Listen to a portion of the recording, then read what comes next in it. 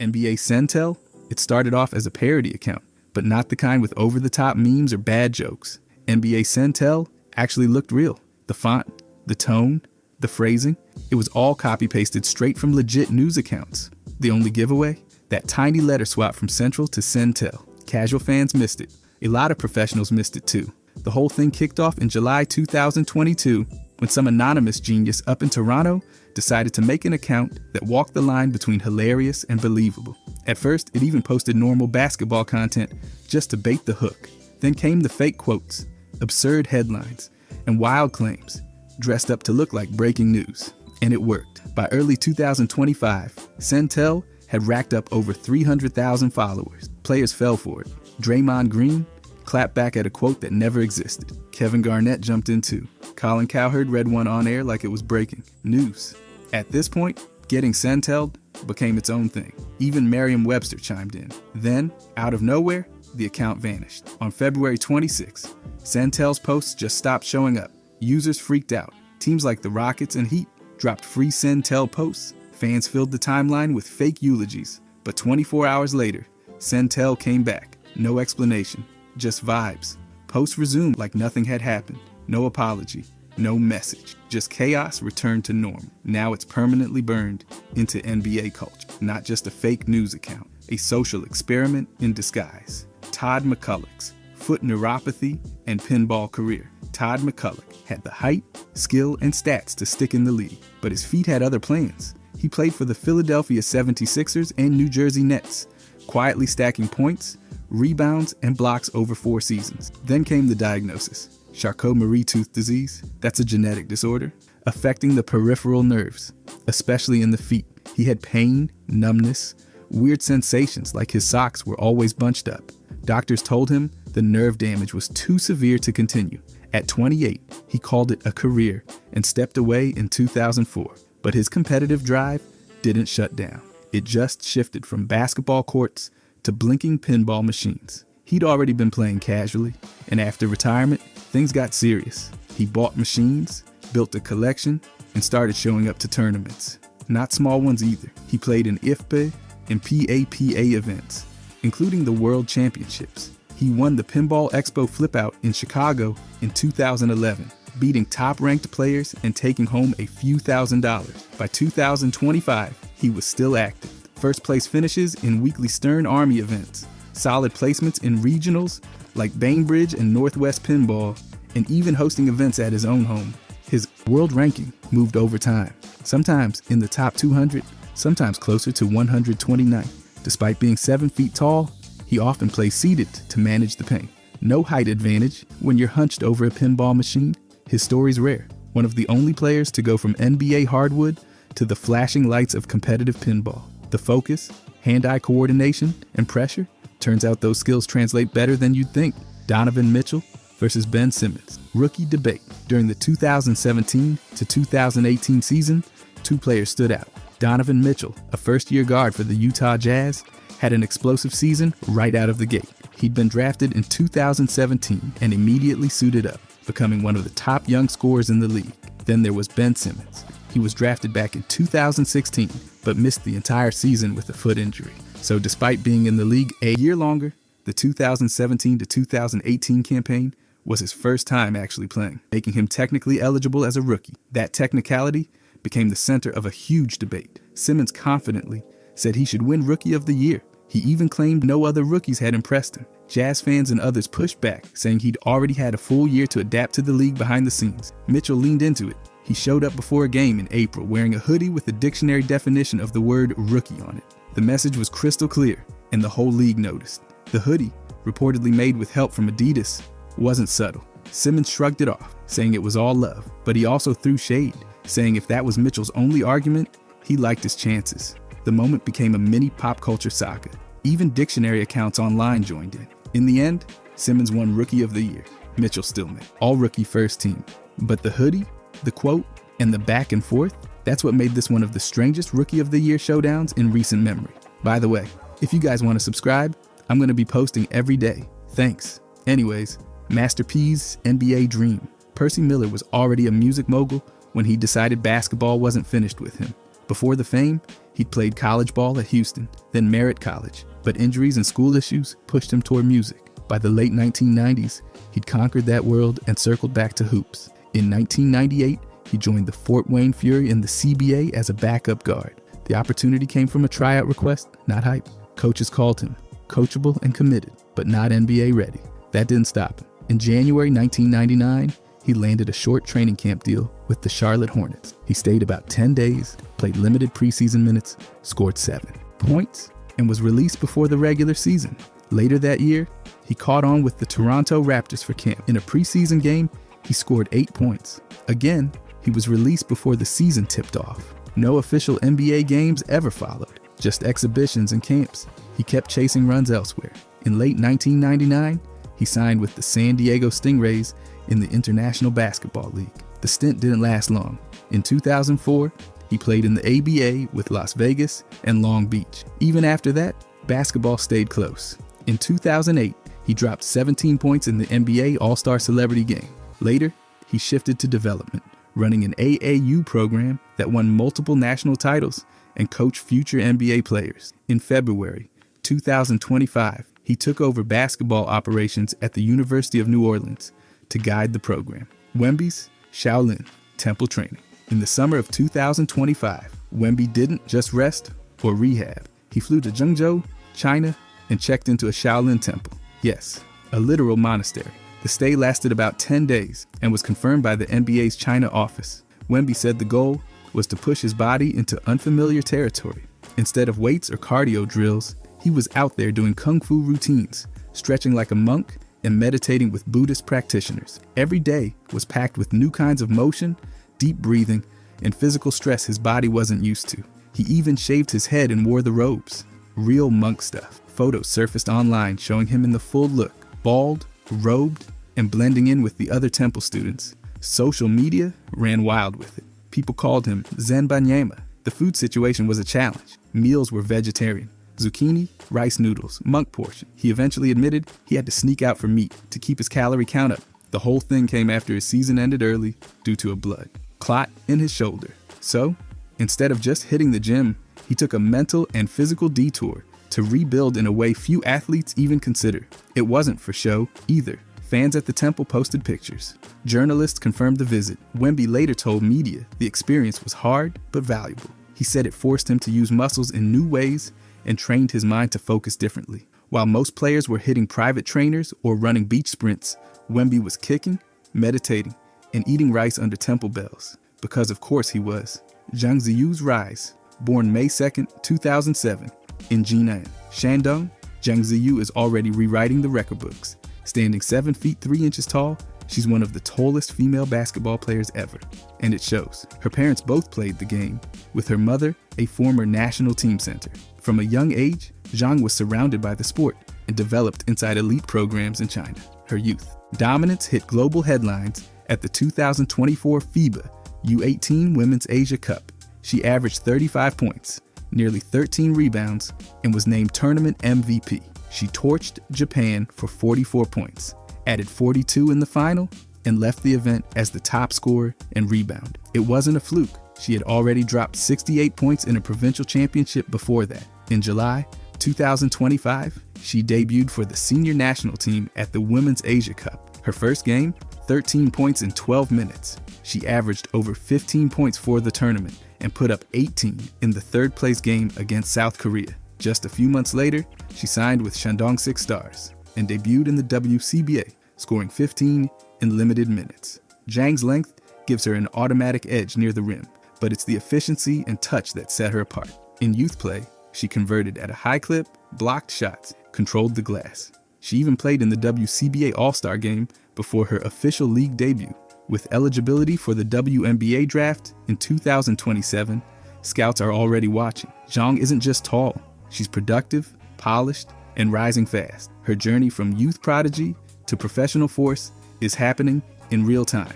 Charles Barkley's absence from NBA 2K. Charles Barkley isn't missing from NBA 2K by accident. He's made it clear for years that he doesn't want to be included unless some serious changes happen. The reason? He believes the game's profits should benefit retired players who helped build the league but didn't make the money stars do today. He's been vocal since at least 2016. His stance hasn't changed. Barkley says NBA too. K pulls in hundreds of millions each year, yet very little of that goes to the older guys who didn't earn big contracts. He's asked the company to contribute about $1 million annually, not to him, but to help retired players through the National Basketball Retired Players Association. He said plainly, if 2K makes that donation, they can use his name, likeness, stats, all of it. Until then, he's out. That's why you won't see him on the all-time Suns or Sixers. He's not alone either. Reggie Miller and others have also held out due to similar compensation disagreements. NBA 2K does have active players through deals with the Players Association. Retired players, though, need separate agreements. In Barkley's case, the publisher hasn't agreed to his terms, so it's not a legal issue, it's a personal one, based on principle. Other legends took the deal. Barkley didn't. He's not asking for cash. He's asking for fairness. He thinks the game's legacy content should give back to the very people who made the league what it is. That's why after all these years, one of the biggest stars in NBA history still isn't in. Phil Jackson nearly brought Pippen to the Lakers. When Phil Jackson took over the Lakers in 1999, one of his first major ideas was reuniting with Scottie Pippen. The two had just dominated the decade in Chicago, and Jackson saw Pippen as a perfect third piece, alongside Shaq and Kobe Bryant. But the move didn't happen, and the reason was money. Pippen was under contract with the Houston Rockets, locked into a 5-year deal worth about $67 million. That meant a salary of over $11 million per season. Lakers owner Jerry Buss shut the idea down fast. Buss made it clear that bringing in Pippen under that contract would strangle the team's ability to make future moves. With major cap hits already tied to Shaq and Kobe, adding another long-term, expensive deal would leave no flexibility. He publicly said that signing Pippen would make it impossible to ever improve this team. There were rumors that trade talks got started. Some suggested names like Glenn Rice or Robert Horry were floated as part of a potential deal, but those talks never went anywhere. The Rockets weren't eager to trade, and the Lakers weren't willing to absorb that contract, so the plan died. Pippen never came to LA. He ended up with Portland later that same year. Meanwhile, the Lakers kept their core intact. Jackson worked with what he had, and it worked. They won 3 straight titles from 2000 through 2002. Looking back, the story shows how close LA came to having a Jordan-era reunion team.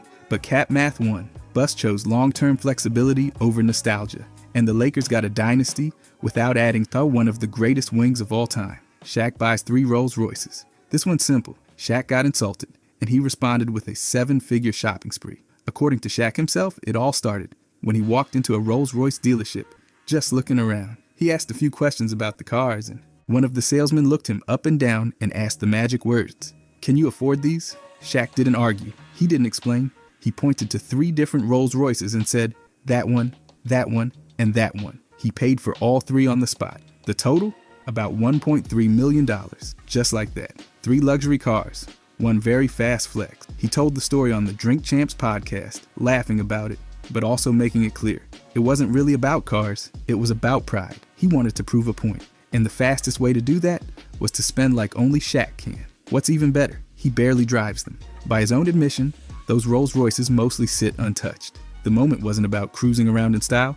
It was about shutting someone down with his wallet. This fits right into the pattern. Shaq's shared other stories about wild spending, especially earlier in his career. Multi-$1,000 shopping trips, big purchases without a second thought. It's part of the legend. The internet had its fun with the story, of course. Some called it iconic. Others called it ridiculous. But for Shaq, it wasn't about practicality. It was about being underestimated for 5 seconds and turning that into $1 million message. The NBA's first game and the Tall Fan promotion. On November 1st, 1946, the Basketball Association of America held its very first game, the league that would later become the NBA.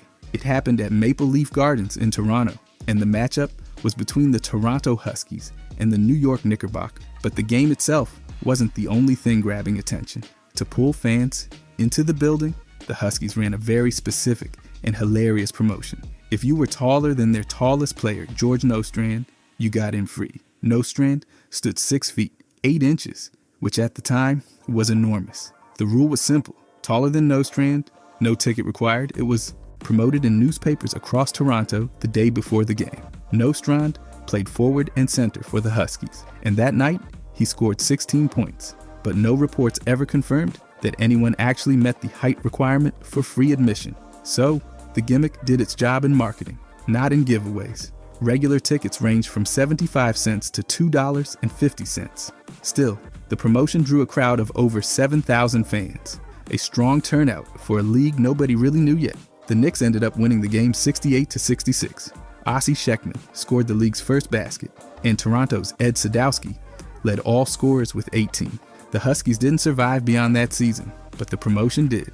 It lives on as one of the weirdest early attempts to make pro basketball exciting to the public. And in a league that now features global stars, that first quirky night with a hype-based ticket offer still stands tall in NBA lore. Michael Beasley's draft party standoff with LeBron. In 2008, Michael Beasley had just been drafted second overall by the Miami Heat. He was 19, fresh off a dominant season at Kansas State, and throwing a party to celebrate his arrival in the league. That's when LeBron James walked in. At that point, LeBron had already played 5 seasons, was a perennial all-star, and one of the most famous athletes on the planet.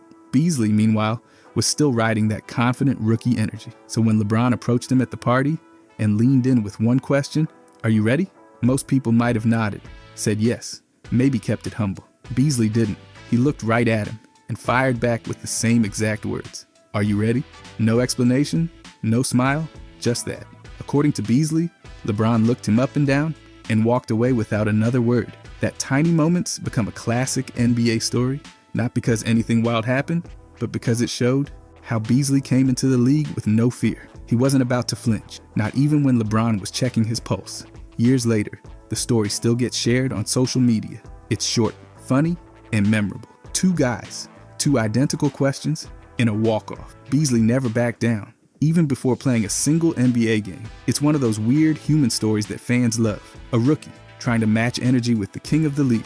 And even though the moment lasted seconds, it's still one of the most talked about introductions from that draft class. Michael Jordan's last playoff loss. After retiring in October 1993, Michael Jordan stepped away from basketball and joined the Chicago White Sox organization to play minor league baseball. He spent the 1994 season with the Birmingham Barons, hitting around .202 with 51 RBIs. But in March 1995, Jordan stunned the sports world by returning to the NBA with iconic words, "I'm back." He rejoined the Chicago Bulls late in the 1994-95 season and played in just 17 regular season games. Despite the short runway, the Bulls went 13-4 with Jordan in the lineup, closing strong into the playoffs. In the postseason, Chicago entered as the 5th seed in the East and advanced to face the top-seeded Orlando Magic in the Eastern Conference semifinals. The Magic were led by Shaq and a young Penny Hardaway, and the Bulls, still adjusting to Jordan's return, had to navigate a tough matchup. The series stretched 6 games. Orlando took it 4-2, ending with a 108-102 win on May 18, 1995. That series marked the last time Jordan ever lost a playoff series with the Bulls. Jordan still delivered in the stat sheet, averaging 31 points, 6.5 rebounds, and nearly 4 assists per game during the series, but it wasn't enough. Team around him wasn't yet in championship form, and Orlando capitalized. The very next season, the Bulls came back with a vengeance. They swept the Magic in the conference finals and won the title. But that spring in 1995, that was the final playoff series anyone ever beat Michael Jordan in. Steven Jackson's wild road to the NBA. Steven Jackson didn't get drafted because of a college highlight reel or NCAA tournament run.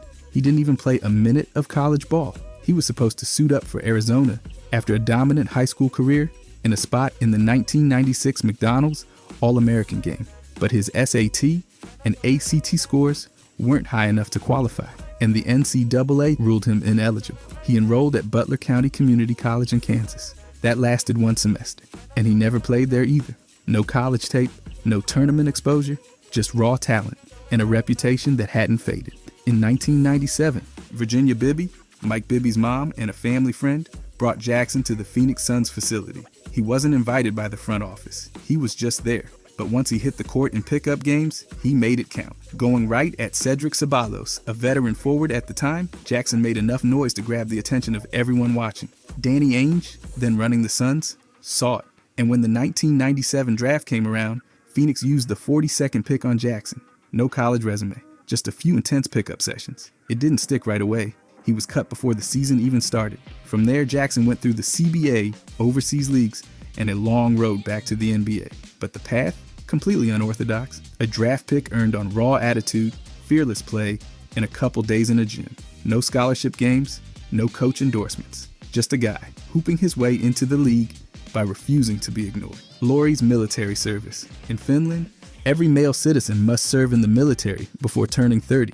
No exceptions, not even for NBA All-Stars. So when Utah Jazz forward Lauri finished his NBA season in 2023, he packed up and reported for duty on April 17th. He trained at the Finnish Defense Forces Sports School, based at the Santa Hamina Garrison in Helsinki. It's a military installation on a coastal island, and it's where elite athletes can fulfill service requirements while continuing some level of training. Lauri, like every other conscript, got the standard military haircut and went through basic exercises. His daily life was far from glamorous. He learned how to build fires, pitch tents, and survive outdoors. He received weapons training and slept in field conditions. Despite growing up in Finland, he admitted that waking up freezing in a tent was still a rude surprise. Throughout the experience, Lauri worked alongside other conscripts, many younger than him, some fellow athletes, completing physical drills and team-based exercises meant to teach discipline,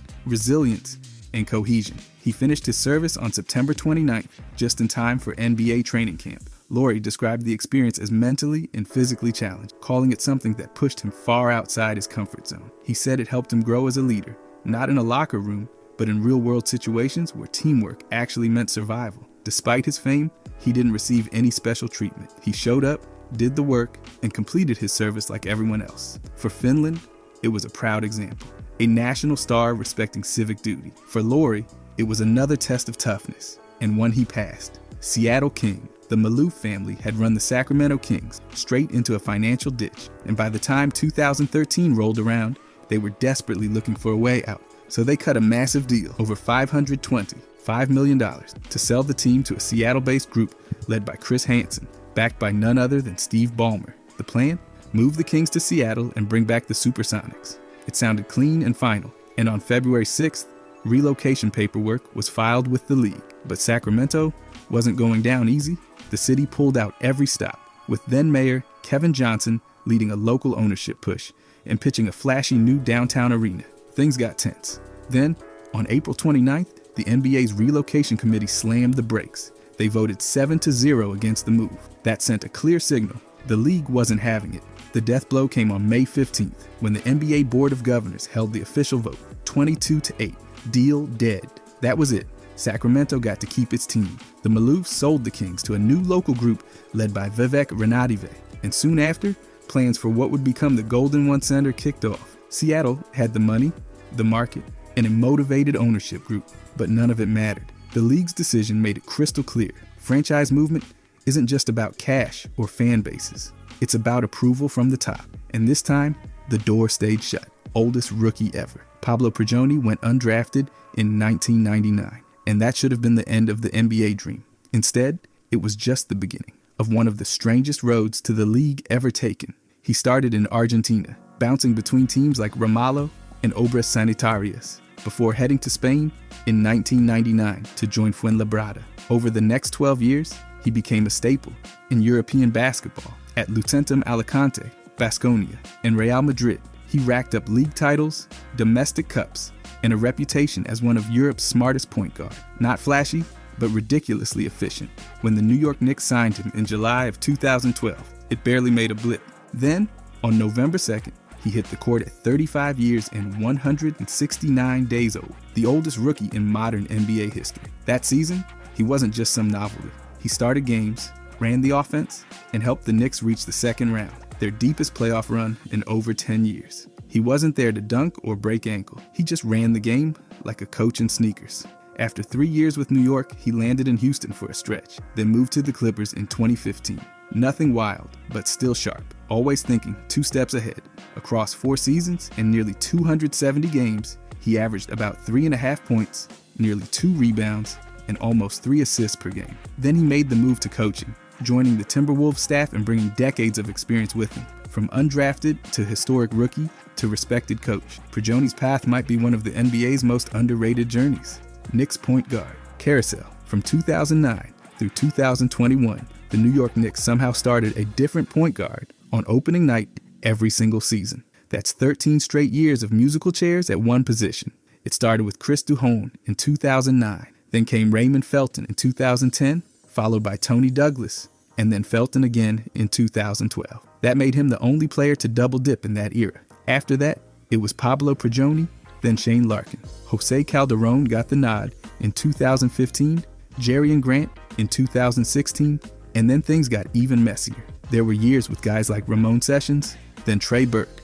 Alonzo Trier started in 2019, then Elfrid Payton in 2020, and finally, Kemba Walker in 2021. This revolving door of opening night starters wasn't just a weird coincidence. It showed just how unstable the Knicks were at point guard for over a decade. 13 seasons, 13 different names. Then came Jalen Brunson. When he started in 2022, it was business as usual, a new name. But when he started again in 2023, it snapped the streak. For the first time since 2009, the Knicks had a point guard start back-to-back season openers.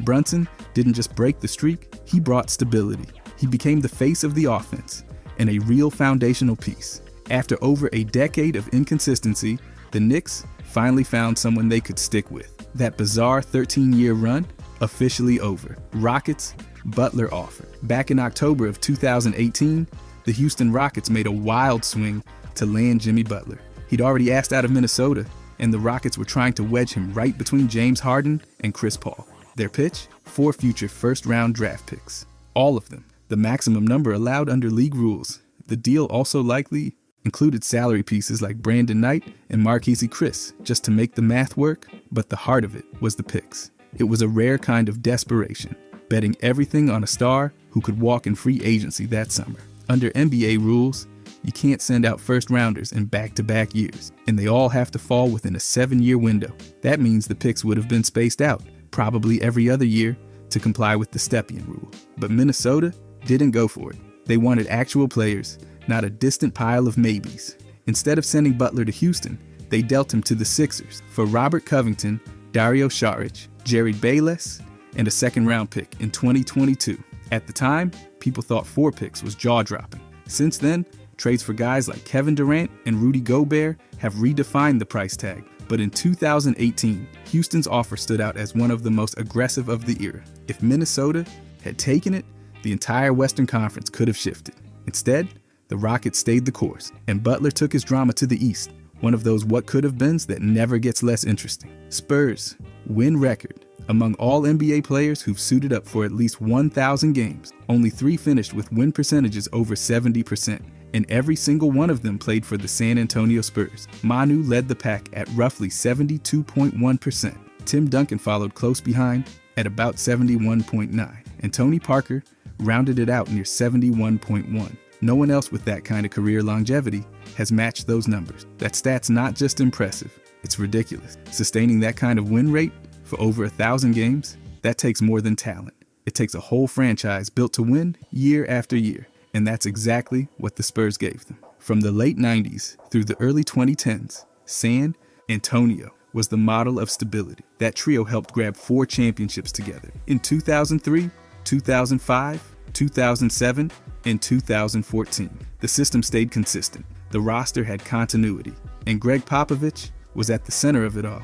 Pop coached all 3 for basically their entire careers. Under him, the Spurs pulled off 22 straight winning seasons and were always in the playoff mix. That machine-like consistency propped up their stats. They rarely had to survive losing seasons or rebuilds. In today's NBA, with constant roster changes and wild parity, keeping a win rate above 70% across more than 1,000 games feels impossible. The fact that 3 players did it, and they were all Spurs, says everything about the dynasty's design. It wasn't just good players. It was a complete blueprint for winning, and those 3 executed it better than anyone. Center 6th, men. For 34 straight years, no center won the NBA 6th Man of the Year award. The drought started after Bill Walton grabbed it in 1986 and didn't end until Montrezl Harrell claimed it in 2020. That's it, just those 2.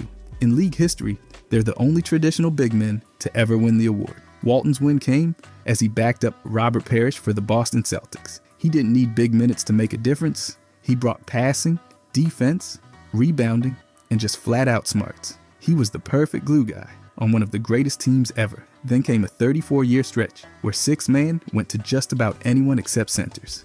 Guards and wings took over, mostly guys who came off the bench to get buckets. Pure scoring flash. Big men, they got screens and rebounds, not trophies. Harrell finally broke that trend with the Clippers. He played as a forward-center hybrid, but in function, he was their main interior presence off the bench. He put up nearly 19 points and over 7 rebounds per game during the 2019-20 season. He brought insane energy and physicality, and he finished plays like a wrecking ball in sneakers. What makes this gap so wild is how rare it's been for centers to get that kind of recognition off the bench. Sixth man has always skewed toward guards who score. Harrell and Walton were outliers. Both did it with impact, but in totally different eras and styles. Two bigs, 34 years apart, and a trophy, usually reserved for shooters in headbands. Rodman's babysitter. Jack Haley wasn't on the court much, but his presence around Dennis Rodman made him one of the most talked about reserves in the league. He and Rodman became close friends during their time with the Spurs, and later reunited on the Bulls because of how often they were seen together and how Haley always seemed to be nearby when Rodman's antics started brewing. People started calling him the babysitter. That label stuck, mostly thanks to media exaggeration and rival players tossing shade. It wasn't an official role. No team paperwork said monitor Rodman, but it was obvious Haley had a unique influence. He was someone Rodman actually listened to, which made him valuable in ways that didn't show up in the box score. Still, Haley hated the term. He pushed back hard, saying he made the roster as a player, not as a bodyguard or emotional handler. To him, it was a friendship, not a job. He didn't want to be reduced to a punchline just because his best friend happened to be one of the most unpredictable players in league history. But perception ran wild, especially when they were on that legendary 1995-96 Bulls team. Rodman was doing Rodman things, coloring his hair, getting tossed, causing chaos, and Haley was always around. That made the jokes easy. Even after his passing in 2015, people kept pointing out the babysitter angle, but deeper. Retrospectives made it clear Haley wasn't just along for the ride. He was a real teammate, a real friend, and probably one of the few people Rodman trusted during one of the NBA's most volatile runs. Warriors Thunder, all-time classic. The Warriors rolled into Oklahoma City with 53 wins and just 5 losses, already steamrolling the league. But this night wasn't just about wins. It turned into something way bigger. The Thunder had 2 stars still in their prime, and Golden State had a target on their back. What unfolded was part stats, part story, and all chaos. Curry dropped 12 threes, tying the all-time record. That final bomb, 38 feet out with 0.6 left in overtime. Just pure silence in the arena. He'd already rolled his ankle earlier and limped off. So when he came back and did that, people couldn't believe it. He also broke the single-season three-point record that night. And right before halftime, Draymond Green and Steve Kerr reportedly clashed in the locker room. Tension all around. Add in Mike Breen's double bang call, and you've got one of those rare moments that feels scripted. Thunder fans looked frozen.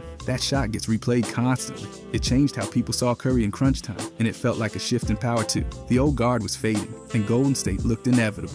A regular season game that still echoes today. Kobe's 81. The Lakers were down big against Toronto, and it didn't look good at all. But then Kobe went volcanic. He dropped 81 points, the second highest mark in league history. And no, it wasn't just chucking. He hit 28 of 46 shots. Over 60%. From deep, 7 threes on 13 tries. He was nearly perfect at the line, hitting 18 of 20. That's just nasty efficiency. The wild part is that 55 of those points came in the second half. He put up 27 in the third and 28 in the fourth. The Raptors actually led by as much as 18 in the third, but Kobe erased it. He scored 23 of his final points in the last 9 minutes. And while he wasn't racking up assists, he added rebounds, steals, and a block. His plus 25 shows the game shifted when he was on the floor. The crowd was losing its mind. Fans were chanting before the buzzer even sounded. In a season where he led the league in scoring, this was the night that sealed his legend. It's not just a stat line, it's a moment fans still talk about. LeBron's banked 3, Cleveland was down 1, and it looked like Washington had it wrapped up. But with 0.3 seconds on the clock, LeBron pulled off something ridiculous. Kevin Love heaved a full court pass to the corner. LeBron caught it mid-spin,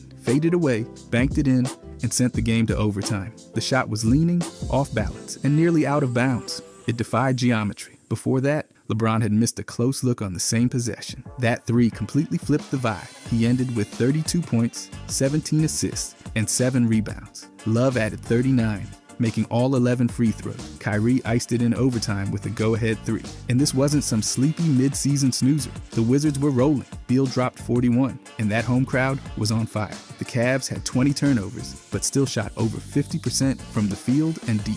That shot doesn't just live in highlight reels because it went in. It lives there because it shouldn't have. Every frame of that banked 3 fuels the myth. Add in the travel debate, the buzzer timing, and LeBron fouling out in overtime, pure chaos, and it only made the ending better. By the way, if you guys want to subscribe, I'm going to be posting every day. Thanks. Anyways, Wilt's 100. On March 2nd, 1962, Wilt Chamberlain scored 100 points for the Philadelphia Warriors in a 169-147 win over the New York Knicks. The game was played in Hershey, Pennsylvania, at a neutral site with just over 4,000 fans. He hit 36 of 63 shots and made 28 of 32 free throws, despite being a career 50% shooter at the line. He also grabbed 25 rebounds. No other Warrior scored more than 17. The Knicks' top scorer had 39. Wilt scored 59 points in one half alone, including a record 37 shots attempted in that span. By the fourth quarter, the crowd and even the public announcer were calling out his running total. Philadelphia intentionally fouled late to get the ball back and feed him. The Knicks fouled back to slow him. There's no full video, only a surviving radio call of the final minutes. Joe Rucklick is credited with the assist on point 100. All of this, plus gaps in footage, has turned the feat into a living basketball myth rather than just another box score. MSG, Easter Miracle. The Knicks were trailing for most of the second half, down double digits at one point, and it looked like another home loss was incoming. But Carmelo Anthony had other plans. He tied it late in regulation with a clutch 3, then followed it up with the game winner in overtime, a step-back triple that gave New York a 1-point lead with just seconds left. That was it. No more scoring. Knicks won 100-99. Melo finished with 43 points, hitting over 50% of his shots. He also went 7 for 9 at the line. The Bulls actually grabbed 74 rebounds and still lost. They also coughed up 40 turnovers. Yes, 40 compared to just 18 by the Knicks. Derrick Rose dropped 29 for Chicago, but it wasn't enough. The game fell on Easter Sunday, and that timing helped give the win its nickname. It was loud, chaotic, emotional, the kind of game fans hold on to. That final 3 from Melo isn't just a shot. It's become a chapter in modern Knicks legend. Holiday timing, a comeback win, a rival opponent, and a buzzer crowd roar? Yeah, lore sealed. Christmas Day comeback. Cleveland was down 14 in the fourth, and the Warriors looked like they had it wrapped. But then Kyrie went wild, dropping 14 of Cleveland's last 25 points and capping it all off with a ridiculous fadeaway over Klay Thompson with 3.4 seconds left. That jumper gave the Cavs a 1-point lead, and it stuck. Golden State still had a shot, but Kevin Durant stumbled after some contact, and the final play fizzled out. The Cavs won 109-108. Durant dropped 36 and grabbed 15 boards. LeBron answered with 31 and 13. Kyrie finished with 25 points, 10 assists, 6 boards, and 7 steals. This wasn't just another holiday game, it was a rematch of the previous finals. The crowd was electric, the stage was massive, and both teams knew what was at stake. Golden State led most of the second half, but Cleveland's late burst flipped everything. The drama, the star power, the last-second dagger, this one had it all. And the fact it happened on Christmas? Yeah, no wonder fans still call it one of the greatest holiday games ever. Westbrook's buzzer. The Nuggets were clinging to a 2-point lead with seconds left, desperate to keep their playoff hopes alive. But Russell Westbrook had already tied Oscar Robertson's triple-double record earlier that week, and now he was about to break it. With the clock winding down, he grabbed the inbounds pass, took 3 quick dribbles, and pulled up from 36 feet. The shot dropped at the buzzer. Game over. Thunder won 100. 6-105. Westbrook didn't just hit the dagger. He finished with 50 points, 16 rebounds, and 10 assists. That made it triple-double number 42 on the season, breaking a record many thought would never fall. Denver, they were eliminated from playoff contention on the spot. A 50-point triple-double capped with a game winner that ended another team's season. That's basketball theater. The shot wasn't even close to the line. It was way out there. The kind of range that makes people laugh in disbelief. That image. Westbrook rising, the crowd exploding. Nuggets players slump. It's cemented in league memory. It wasn't just a win. It was a record-breaking exclamation point fired from another zip code. Linsanity versus Lakers. With Melo and Stat out, Jeremy Lin took the floor at Madison Square Garden, carrying the Knicks offense, and then lit it on fire. He dropped 38 points and 7 assists on the Lakers. shooting 13 of 23 from the field and 10 of 13 from the line. Kobe Bryant scored 34, but Lin outshined him on both ends. The Knicks won 92-85, and Lin's performance wasn't just efficient, it was electric. Over half his team's points came from him, either by bucket or assist. This wasn't a fluke or a hot quarter. Lin ran the show all night. The Garden crowd erupted every time he touched the ball. For fans riding the Linsanity wave, this was the moment that turned belief into certainty. He was the underdog, the backup, the guy no one scouted. And suddenly, he was taking it to an all-time great in prime time. This wasn't a role player getting hot. It was a player taking over a game with full responsibility and zero excuses. Against a playoff caliber opponent on national TV. No wonder this night still echoes like it happened yesterday. Klay's 37-point quarter. On January 23, 2015, Klay Thompson erupted for 37 points in the third quarter against Sacramento. That's not a typo. He made 13 shots in a row. 9 of them were threes. He didn't miss once. The Warriors put up 41 points that quarter. Klay had 37 of them. At one point, he outscored the Kings, 18-3 by himself in just over 3 minutes. And once the crowd realized what was happening, everything shifted. Teammates started feeding him on purpose. It wasn't even subtle. Everyone on the court knew who the ball was going to, and it didn't matter. Catch and shoot, pull-ups, deep bombs. He hit them all. He finished with 52 total. But it's that quarter that turned the game into legend. The previous record for a quarter was 33. Klay dropped 37 and broke the record for most threes in a quarter too. And still, it's the fact he didn't miss a single shot that sticks. That's the kind of zone you don't practice for. You just catch fire and stay there. It's the benchmark every hot streak gets compared to now. Rose is 50. On Halloween night in 2018, Derrick Rose dropped 50 points against the Jazz in a 128-125 Timberwolves win. It was the only 50-point game of his career, and he did it shooting 19 of 31 from the field, 4 of 7 from deep, and 8 of 11 at the line. He also added 6 assists, 4 rebounds, a block, and a steal, playing 41 minutes in a tight 8 emotional battle. It wasn't just volume, he was surgical. Rose scored 15 in the fourth quarter and sealed the win with a block on the final defensive possession. This wasn't a feel-good sideshow, it was a high-stakes, end-to-end takeover by a player who'd been through years of injuries and doubts. Earlier that day, he told his teammates he was going for 50. Then he went out and did it. After the buzzer, he broke down. The crowd was chanting. His teammates mobbed him. The entire arena felt it. He didn't just prove something to the league, he proved it to himself. That game wasn't a comeback story, it was a confirmation. Derrick Rose never left. He just had to fight his way back. McGrady's 13-35. On December 9th, 2004, the Rockets were trailing by 8 with just over 30 seconds left. The Spurs looked set to close it out. Then Tracy McGrady went nuclear. He drilled a 3, then another. One of them was a 4-point play. Suddenly, the deficit was 1. The Spurs couldn't stop it. McGrady kept catching, rising, and launching. He hit 4 threes in total, including the game winner with about 2 seconds left. The Rockets won 81-80. The arena went from silence to chaos in half a minute. McGrady finished with 33 points, but those last 13 are the only ones anyone remembers. No timeouts, no setup. Just one player hijacking the entire end of a game. It wasn't just scoring, it was cold-blooded efficiency under maximum pressure. That kind of late-game swing doesn't happen in video games, let alone real life. There are comebacks, and then there's McGrady's 35 seconds of destruction. It's not just part of his legacy, it's one of the most replayed endings in NBA history. It's the moment every wild finish gets compared to now. Kobe versus Jameson. On December 6, 2000, Oracle Arena saw something wild. Both Kobe Bryant and Antawn Jamison dropped 51 points in the same game. Jamison's Warriors won it in overtime, 125-122. For Kobe, it was his first ever 50-point game. He went 18 of 35 from the field and nailed all 13 free throws. He added 7 rebounds and 8 assists, but also had 8 turnovers. Jamison, he was scorching, 21 of 29 shooting, plus 13 boards. Both players kept trading buckets all night. It wasn't just highlights, it was a duel with real stakes. The game went down to the wire and into overtime, and neither guy cooled off. Jamison was more efficient, Kobe more relentless. It's one of the rare times in league history where both stars scored 50 in the same game. That back and forth gave the whole night a heavyweight feel. Kobe was just 22, still rising. Jamison wasn't just keeping up, he outlasted him. Years later, they'd become teammates. But this night, it was war, and both walked off the floor,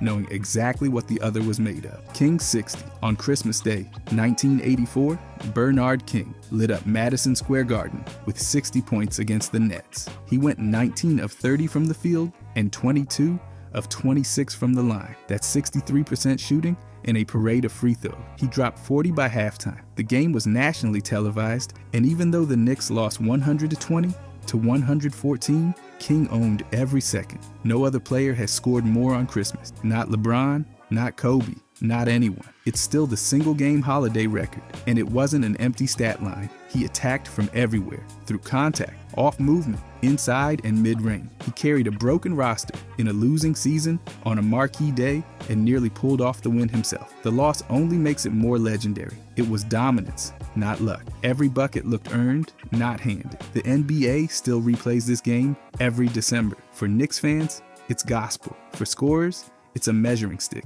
And for the league, it's the moment Christmas basketball became something bigger than just December games. King gave the Garden a gift. The league's still unwrapping it decades later. 14 threes. Klay Thompson lit up Chicago with a shooting clinic that's still untouched. He dropped 52 points in just 27 minutes, hitting 14 threes on 24 attempts. That's nearly 60% from deep. And he wasn't just bombing, he was straight up locked in. The most absurd part, he did it without a single assist. Zero. He caught, fired, and destroyed. It was like the ball had a GPS for the net. This wasn't some random outburst either. He broke Steph Curry's old record of 13 threes, and he did it while sharing the court with him. That adds layers. The Splash Brothers weren't competing. They were leveling each other up. Klay tied the record for most threes in a half with 10, and his team set a record too. 17 threes in the first half alone. And this was on the road, in Chicago, not some comfy home stretch. The Warriors crushed the Bulls 149 to 124. People still bring this game up when debating all-time shooters, and for good reason. Even with the league obsessed with threes now, 14 still stands. Nobody's topped it.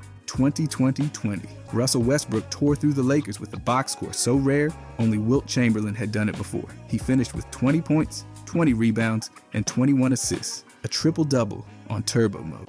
The Thunder won that night, 119 to 103. But honestly, the final score felt like background noise. This wasn't some stat padding stunt. Westbrook dominated every part of the game. Guards don't usually pull down 20 rebounds, but Westbrook isn't wired like most guards. He was everywhere. It was a flex of pure effort, awareness, and control. And then there's the emotional layer. He dedicated the game to Nipsey Hussle, who'd passed just days earlier. After sealing the line, Westbrook shouted, "That's for Nipsey." It wasn't just about stats. It meant something. He became only the second player in history to pull off a 20-20-20 game.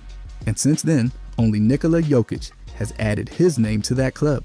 This performance is one of those legacy markers, the kind that gets replayed whenever people ask how much one guy can do in one night. Westbrook answered that loud, Lefty Bird. This wasn't some random fluke where Larry Bird casually dropped a few lefty layups. On February 14th, 1986, against Portland, Bird didn't just play. He made a spectacle out of it. He reportedly told people before the game that he was going to shoot with his left hand just because he felt like it. And then he actually did it. Around 10 of his 21 made field goals came from that non-dominant hand.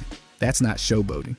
That's wild. He still ended up with 47 points, 14 boards, and 11 assists. That's a triple-double on a night where he basically played a mini-game of can I still cook you with my offhand? And yeah, he switched hands during the game, but that's not the point. The point is, he pulled it off while barely using his dominant side. The trash talk behind it? Legendary. It wasn't about disrespect. It was about proving a point. He could outplay pros while giving himself a handicap. That game turned into one of those moments that people still talk about. Not because of stats, but because of how ridiculous the whole thing was. It added serious flair to his already ridiculous legacy. Bubble Suns. Game 8 wasn't just the last game, it was the climax. Phoenix took down the Clippers, 117 to 115 in the bubble, with Devin Booker bearing a turnaround jumper at the buzzer. That shot over Paul George with Kawhi Leonard lunging by wasn't a casual look. It was balance, patience, and shot making, all wrapped into one moment. He dropped 35 points on 13 of 25 shooting,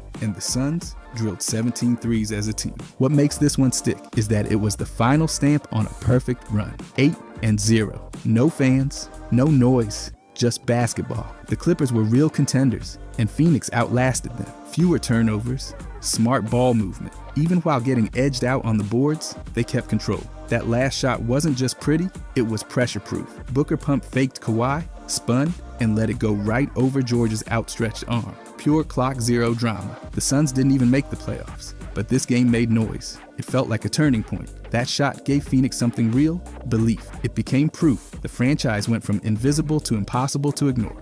All in 8 games. Luka's 73. On January 26, 2024, Luka didn't just light up the Hawks. He made history. 73 points, the highest scoring game in Mavericks history. He shot 25 of 33 from the field, hit 8 threes, and nailed 15 out of 16 free throws. That's 91% true shooting. Efficiency like that at this volume, it doesn't happen, ever. He had 41 in the first half alone, already breaking a franchise record before halftime. And it wasn't garbage time. Dallas needed every bucket. The final score was 148 to 143. Atlanta kept the pressure up, but Luka just kept answering. He also grabbed 10 rebounds, dished 7 assists, and even got a steal, because sure, why not? What sets this game apart isn't just the number, it's how clean he got there. Wilt and Kobe had volume. Luka had precision. He only took 33 shots to get 73 points. He became the 4th player ever to hit that mark, but the first to do it like this. Every possession looked like he was solving a puzzle and then setting it on fire. Skiles, 30 assists. On December 30th, 1990, Scott Skiles dropped 30 dimes in a single game. That's the most assists in NBA history. Nobody has touched that number since. The Magic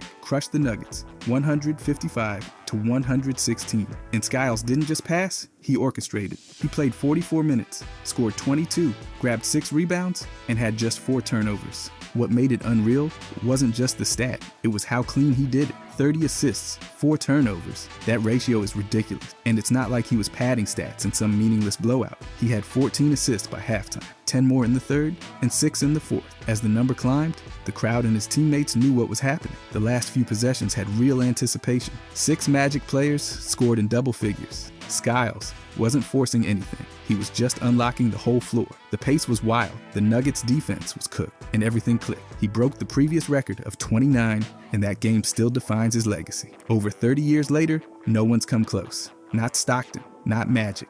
It's the assist equivalent of a 70-point game. Carter Williams' debut.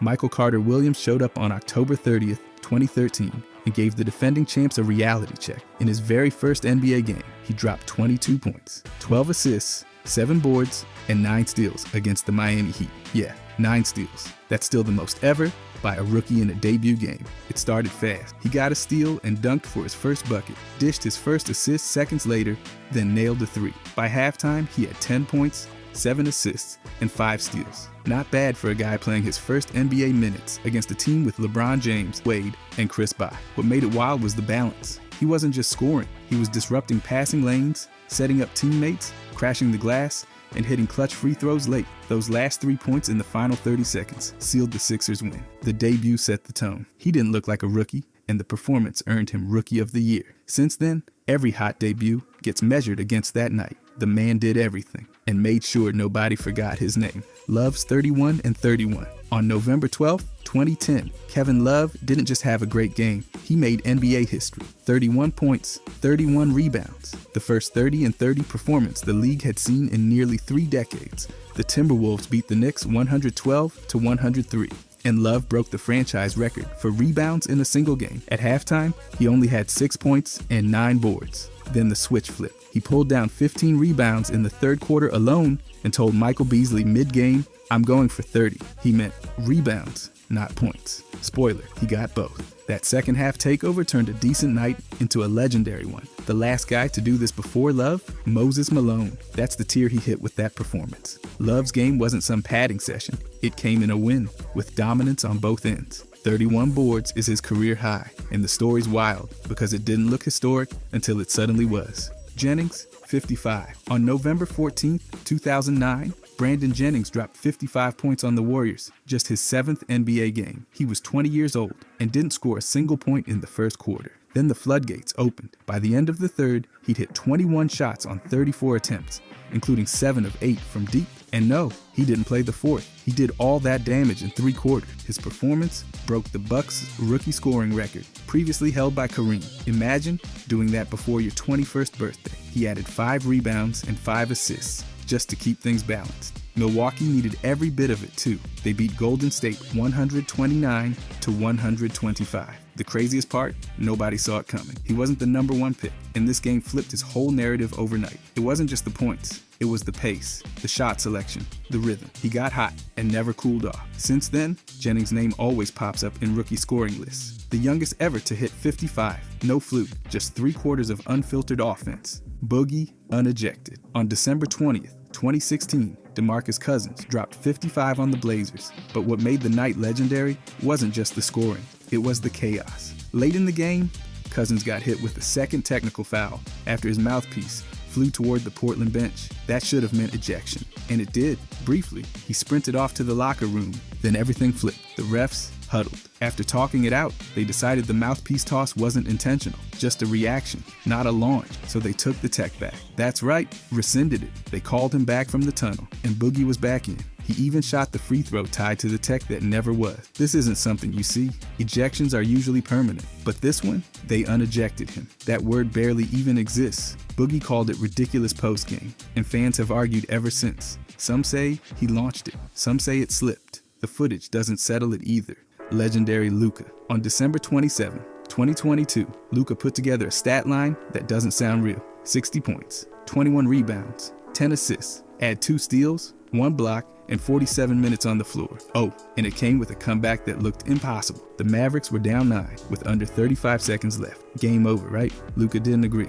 After a late scramble, he intentionally missed a free throw, grabbed the rebound, and somehow tipped in the shot to tie it with the 1 second left. Overtime followed. Dallas finished it off, winning 126-121. The numbers alone would have made it historic. No one had ever posted a 60, 20, 10 triple-double before, ever. He tied the highest scoring triple-double in league history and broke the Mavericks franchise scoring record in the process. But it wasn't just a stat fest. It was heart, timing, and complete control. People still argue about Luka's all-time rank, but this game is untouchable. The Knicks had no answer, and even the comeback looked scripted. It's not just a Luka highlight. It's a landmark NBA moment, a real-time myth being written as it happened. Warriors 24 no more.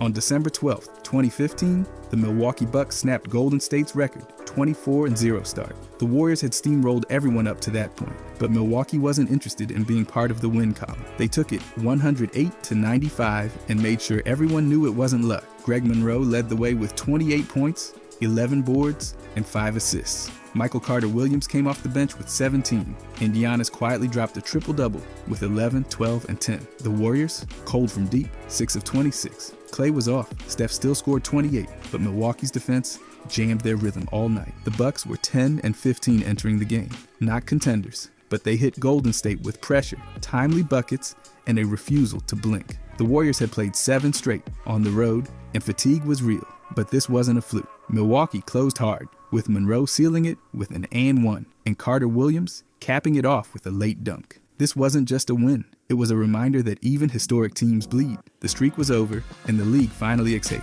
Jordan's 69. On March 28, 1990, Michael Jordan went into Cleveland and delivered the most ridiculous stat line of his career. 69 points, 18 rebounds, 6 assists, 4 steals, and a block. He played 50 minutes, shot 23 of 37, and hit 21 of 23 free throws. That's not volume for the sake of it. That's surgical destruction. The Bulls beat the Cavaliers 117-113 in overtime. Jordan scored 16 in the first, 15 in the second, 20 in the third, 10 in the fourth, and 8 more in overtime. It was balanced, relentless, and efficient. This wasn't a blowout. Cleveland kept it close, but Jordan just kept taking over. He said afterward that he was fueled by anger, fired up by a crowd that cheered when he got hit hard earlier that season.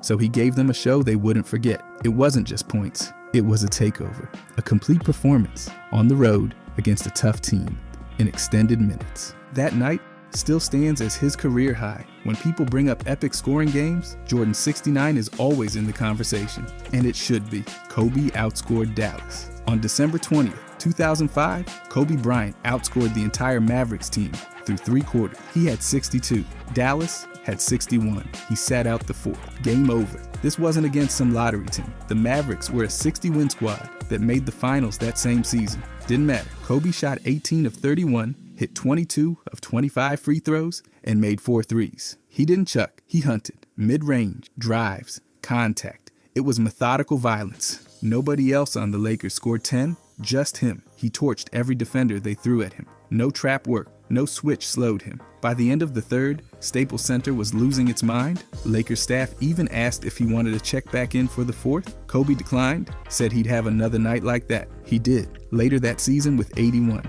But this was the warning shot. It's the only known case where a player outscored an entire team through 3. That's not just domination, that's math breaking. And it happened in just 33 minutes. Efficient, ruthless, iconic. Mitchell, 71. On January 2nd, 2023, Donovan Mitchell detonated for 71 points, 8 rebounds, and 11 assists in an overtime win against the Bulls. He shot 22 of 34, nailed 7 threes, and knocked down 20 free throws. The Cavaliers won 145-134, but only after rallying from a 21-point deficit. At halftime, Mitchell had just 16 points. Then he unloaded, 24 in the third, a relentless push in the fourth, and 13 more in overtime. He even forced OT by intentionally missing a free throw, grabbing his own rebound, and tying the game with a putback. It was pure chaos and control at once. He became the first player ever to score 70 or more and drop 10 the same game, and he did it efficiently, nearly 79% true shooting.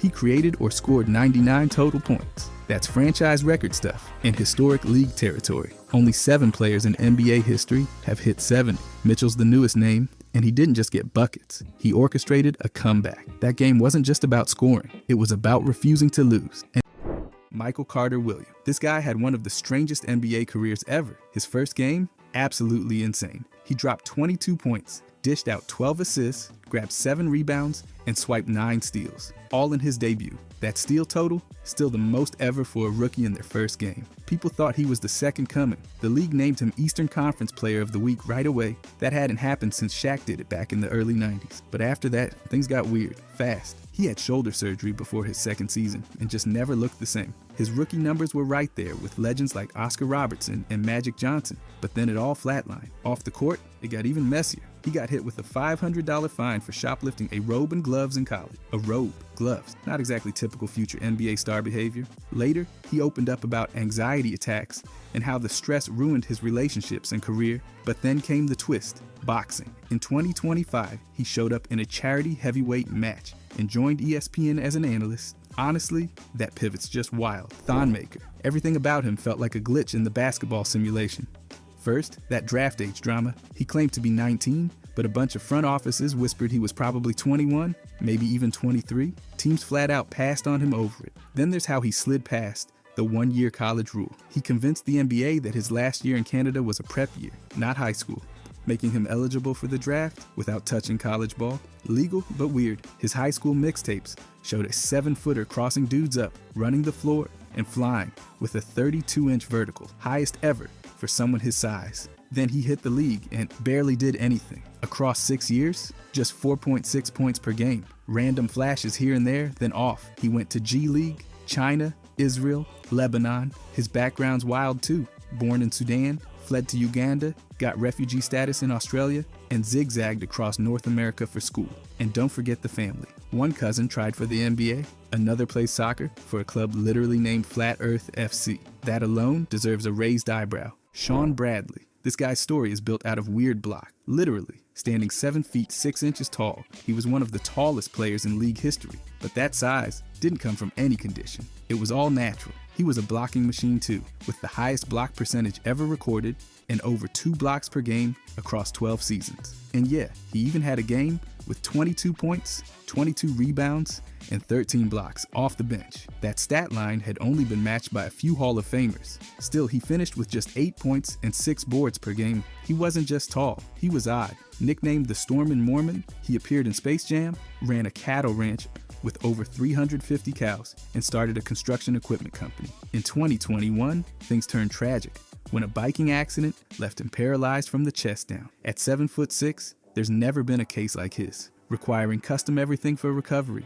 Add to that his refusal to attend a strip club event because of his religious beliefs and getting fined for it. And you've got a story that's part NBA, part documentary, and all weird. By the way, if you guys want to subscribe, I'm going to be posting every day. Thanks. Anyways, Andre Drummond. This man is like a walking contradiction wrapped in rebounds. He once straight up admitted to missing shots on purpose just so he could grab his own rebound.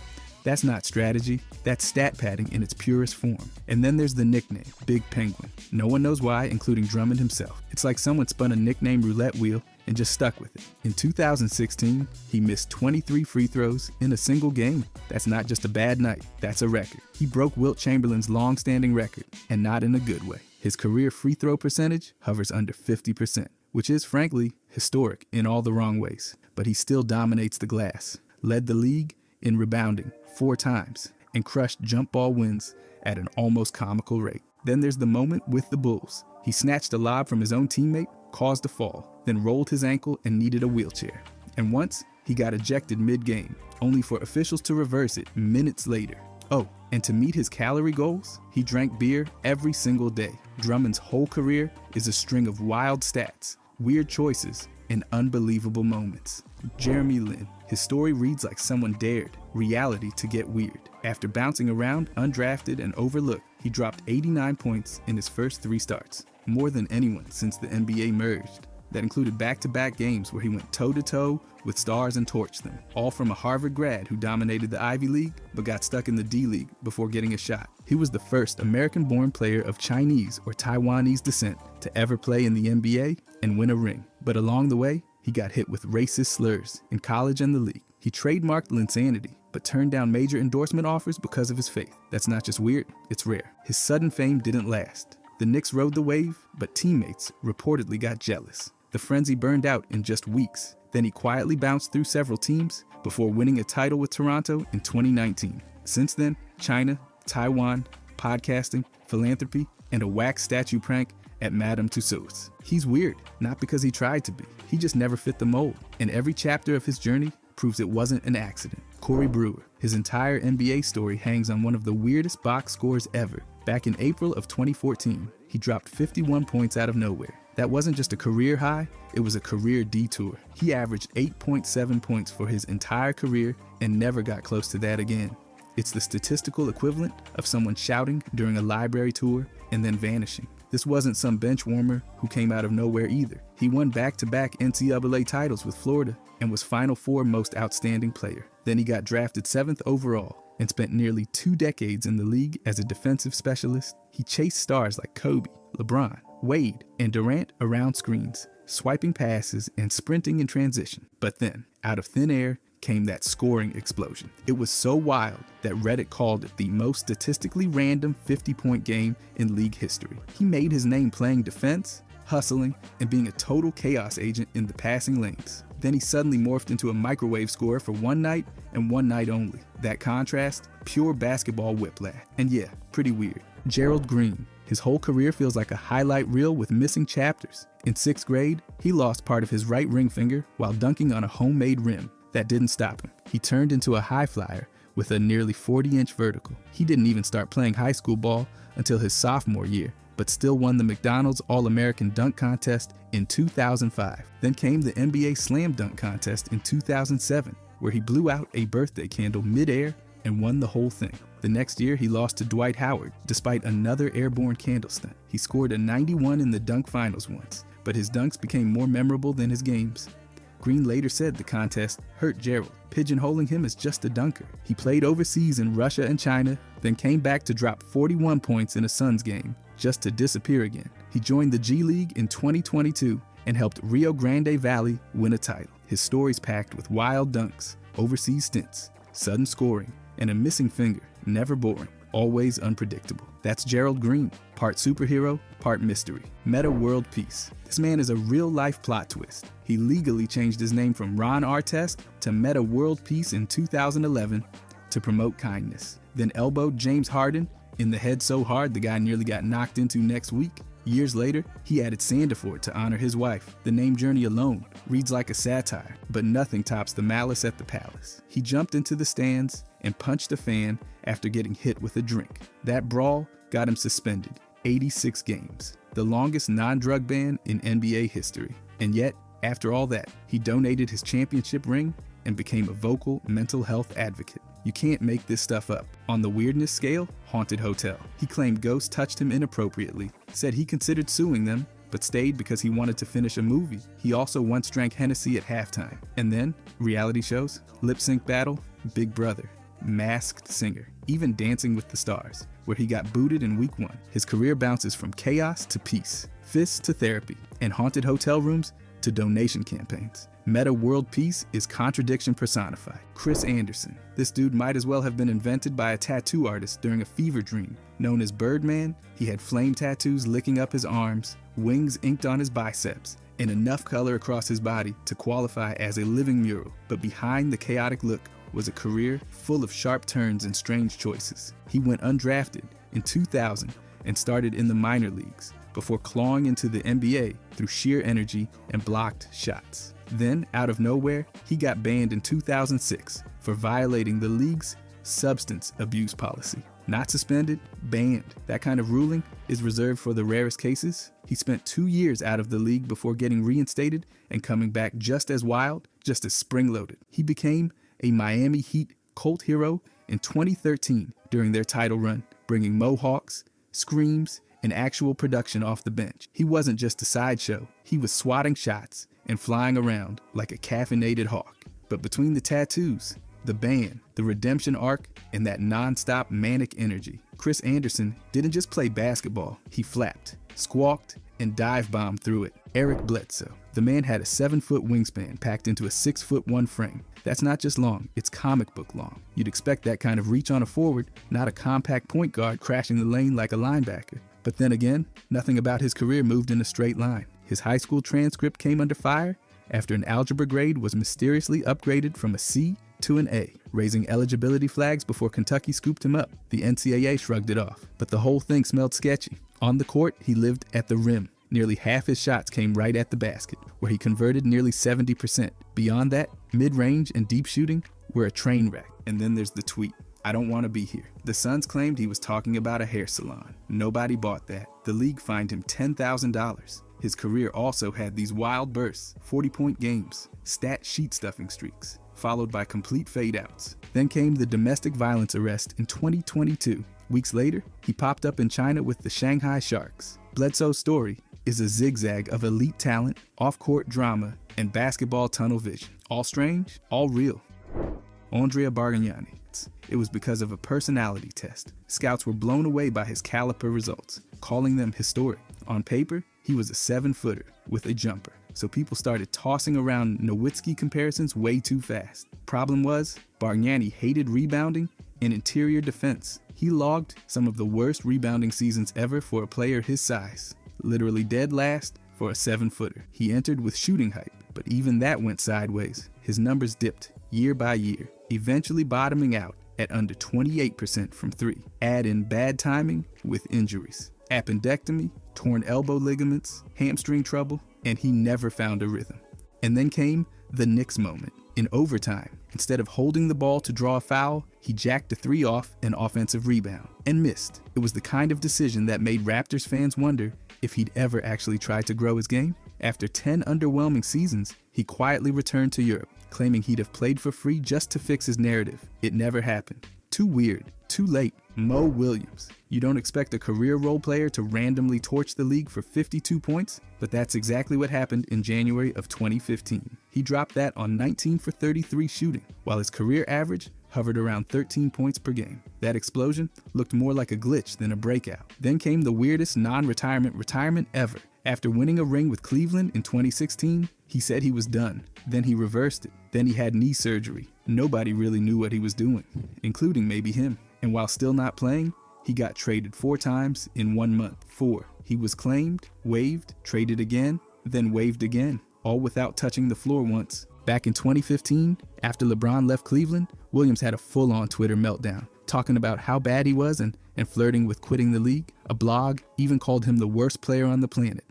But plot twist, by 2022, he was a head coach at Jackson State. From random 50-point guy to emotional spiral to sideline boss, Mo Williams pulled off a career arc that feels made up. But it's not. It's just weird. Lamar Odom, one of the strangest blends of talent, chaos, and confession the league has ever seen. Before games, he said he'd relieve stress by masturbating, seriously, and admitted it sometimes drained his energy. Add to that his candy obsession, Twizzlers, gummy bears, chocolate, pounded during games. Doctors warned him, but he kept going like sugar was a pregame supplement. On court, he was an anomaly. 6'10", Handled like a guard, won Sixth Man of the Year and 2 titles. But consistency was never his thing. One night, a triple-double. The next night, a vanishing act. Off the court, total whirlwind. Drugs, a marriage to Khloe Kardashian, DUI, cheating scandals, and eventually a near-death overdose in a Nevada brothel. And then came the full public unraveling. During a reality TV stint, he casually admitted to peeing in his own bed.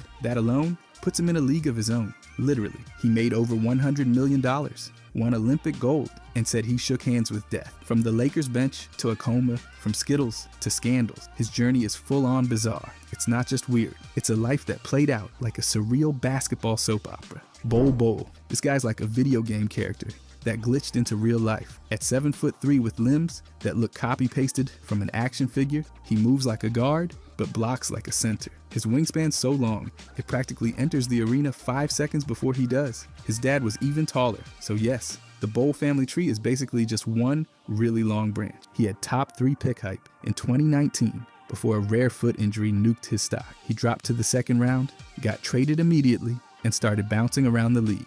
Denver, Orlando, Phoenix, barely sticking, even when healthy. And yet, out of nowhere, he'll drop a 25-14 game like he's been hiding in plain sight. He once cursed out a ref over a Wembanyama call, and the mic caught every word. That's not your usual gentle giant moment. He's had stretches where he starts and shines, then suddenly vanishes into the bench for weeks. He's a walking contradiction, built like a skyscraper, plays like a shooting guard, but pops up like a part-time ghost. Bol is basketball's glitchiest unicorn. Darko. He was drafted 2nd overall in 2003, right after LeBron James and before Carmelo Anthony, Chris Bosh, and D. Wade. And what did he do? He scored a total of 152 points in 96 games for Detroit. He won a championship ring as a rookie, but barely got off the bench. Youngest finals player ever? Yes. Impact? Basically none.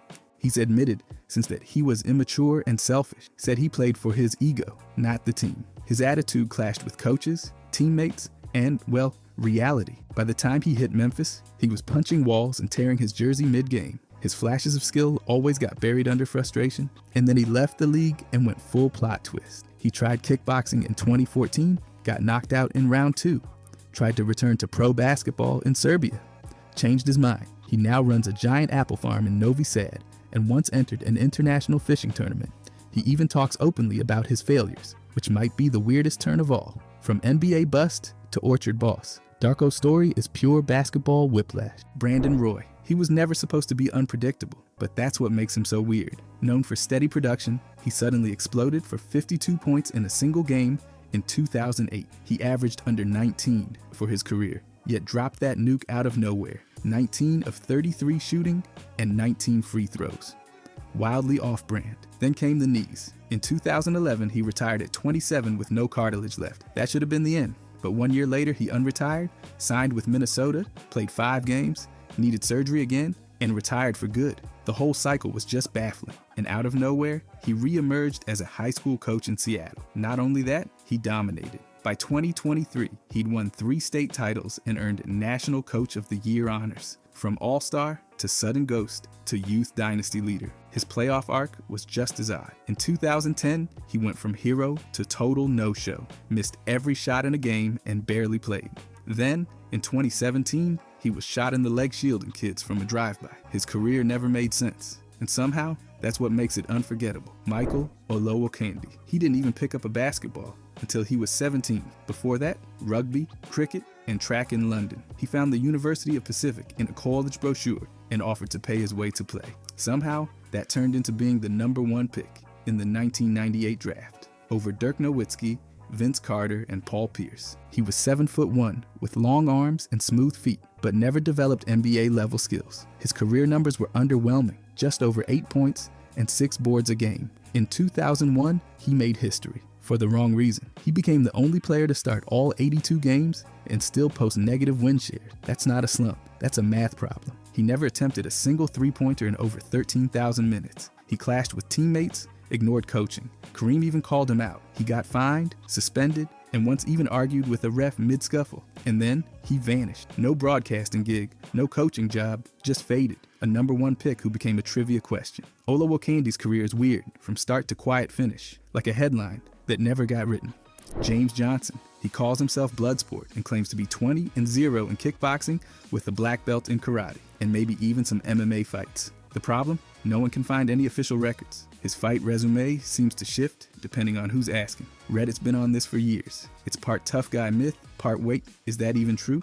On the court, he's played exactly like someone who might throw a roundhouse kick. He once dunked viciously on Drummond and talked about it like he just scored in Mortal Kombat. He's brawled, bodied up, and built a rep as the guy nobody wants to tangle with during a screen switch. And somehow, through 16 years and 13 different teams, he's stuck around. From a raw first-round pick to a role-hopping enforcer to a steady locker room mentor for young guys in Indiana. That transition from wrecking ball to wise vet is whiplash. Oh, and in 2014, he was arrested for domestic assault, but the case vanished when the accuser skipped court. Not exactly the type of career arc you see every day. James Johnson's a strange mix of mystery, menace, and mentorship.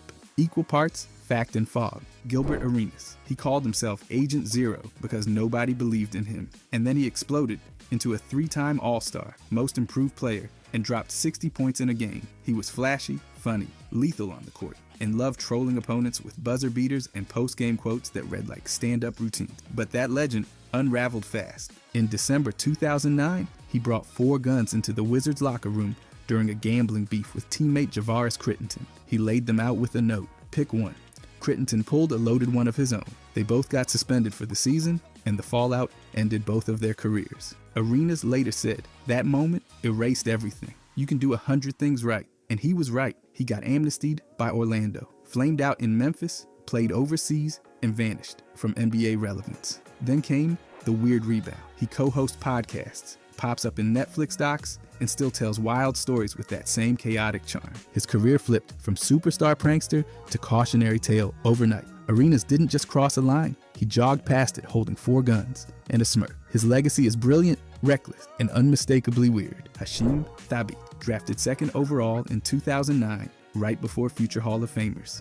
That alone would have been wild, but it only gets weirder. He averaged just over 2 points and 2 rebounds a game across 224 appearances. You could blink and miss his entire NBA impact. In college, he was swatting shots like he was allergic to basketballs. He averaged over 4 blocks a game at UConn and even had a triple-double that included 10 blocks. But in the NBA, not even 1 block a game. Before his rookie season even finished, Memphis sent him to the D-League. He became the tallest and highest drafted player ever demoted there. That's not a record anyone wants. Then came the mental crash. He admitted the pressure broke him, and despite training with NBA veterans, he never found his way back. His career turned into a travel blog, playing in Japan, Taiwan, Tanzania, and wherever else needed a very tall man with no stat sheet.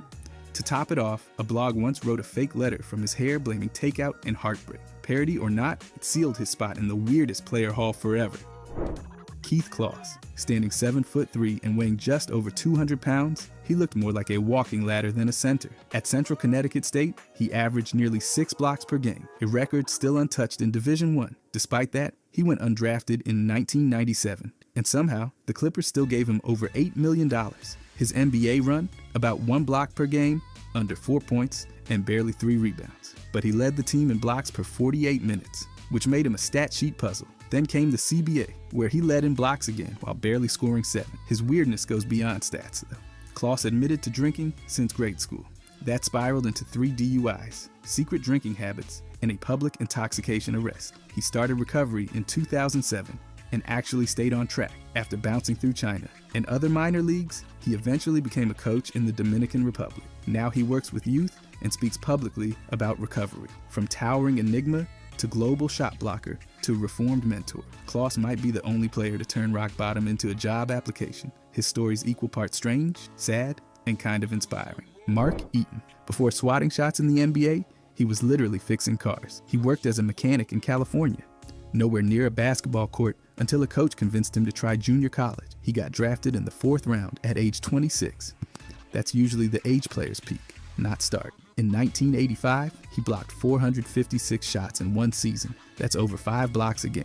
Still the most in league history. No one else has even come close. His career average, 3.5. Pure defense, minimal everything else. 1 game, he scored 12 points, grabbed 20 rebounds, and had 14 blocks, but shot 1 for 12. That's the most defense-heavy, bricklaying stat line ever recorded. He never averaged more than 9 points, yet he anchored Utah's paint for 11 straight years. Same team, same job, just blocking everything. After retirement, he got into biking, which sounds harmless, unless you're 7'4". He had a custom-built frame and wheels made just for him. In 2021, he died in a bicycle accident just a block from home. From fixing engines to blocking legends, his life was one wild, unexpected curveball after another. Strange, singular, and unforgettable. Chris Kaman, nicknamed Caveman for his wild, stringy blonde hair. He leaned hard into the look and the oddball vibe. He once allegedly posed with a dead cat and cooked up a fake story about Blake Griffin punching Justin Bieber. Tabloids ran with it. Later in his career, he literally fell asleep on the Lakers bench during a game.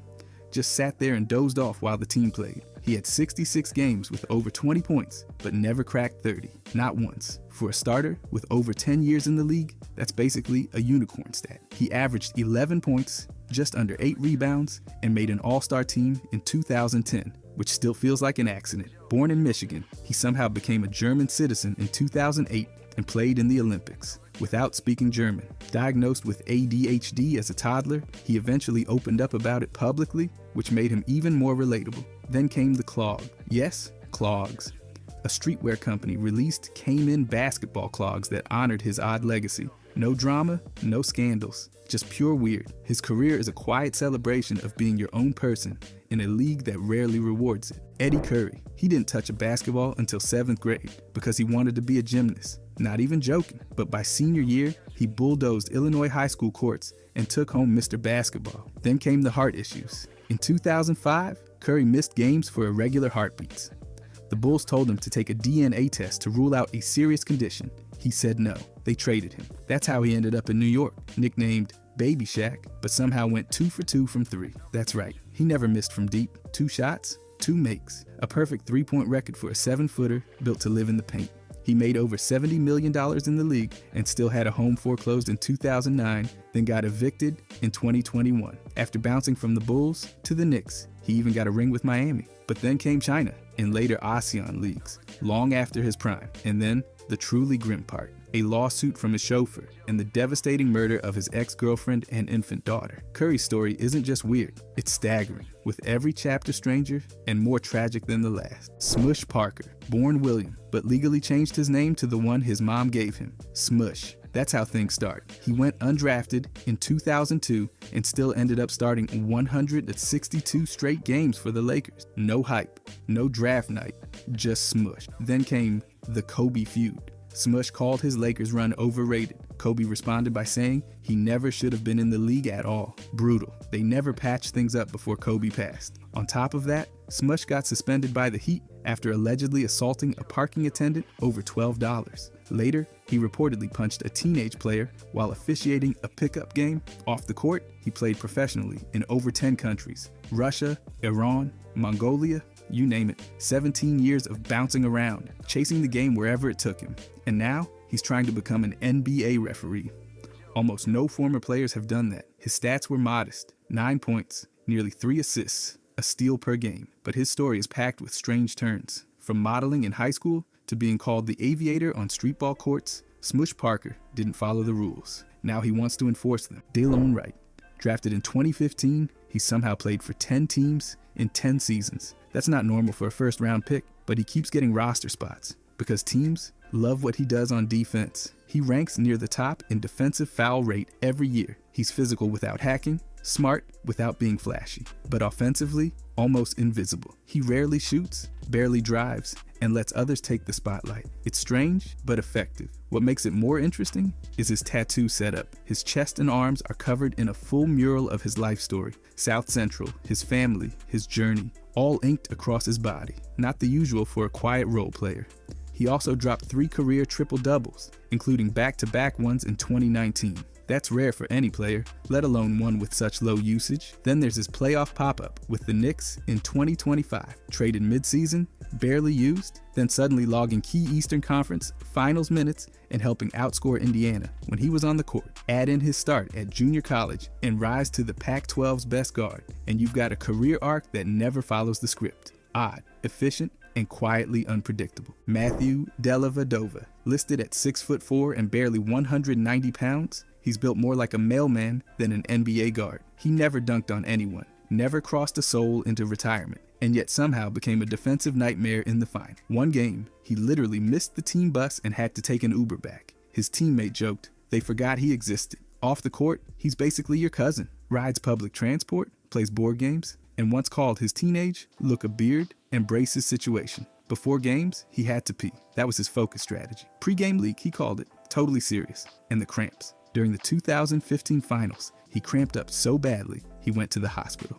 Later, he turned that into a business, launching a coffee blend called Good Day Mate. He's also got ADH and somehow pairs that with high IQ play. Loved by LeBron, Kobe, and Barkley. Though some called him reckless, never flashy, never loud, but somehow always there. He's the only finals folk hero who got famous for sweat, caffeine, board games, and a bathroom break. He's weird, he's real, and it all actually happened. Tyler Hansbrough. In college, they called him Psycho T, and it fit too well. He led North Carolina in scoring and rebounding every season, won every award in 2008, and was basically the human version of a Red Bull can. Opponents hated him. One coach even clocked that he got cursed out every 5 minutes. In the NBA, his energy stayed high, but his numbers did not. Just under 7 points and 4 rebounds per game.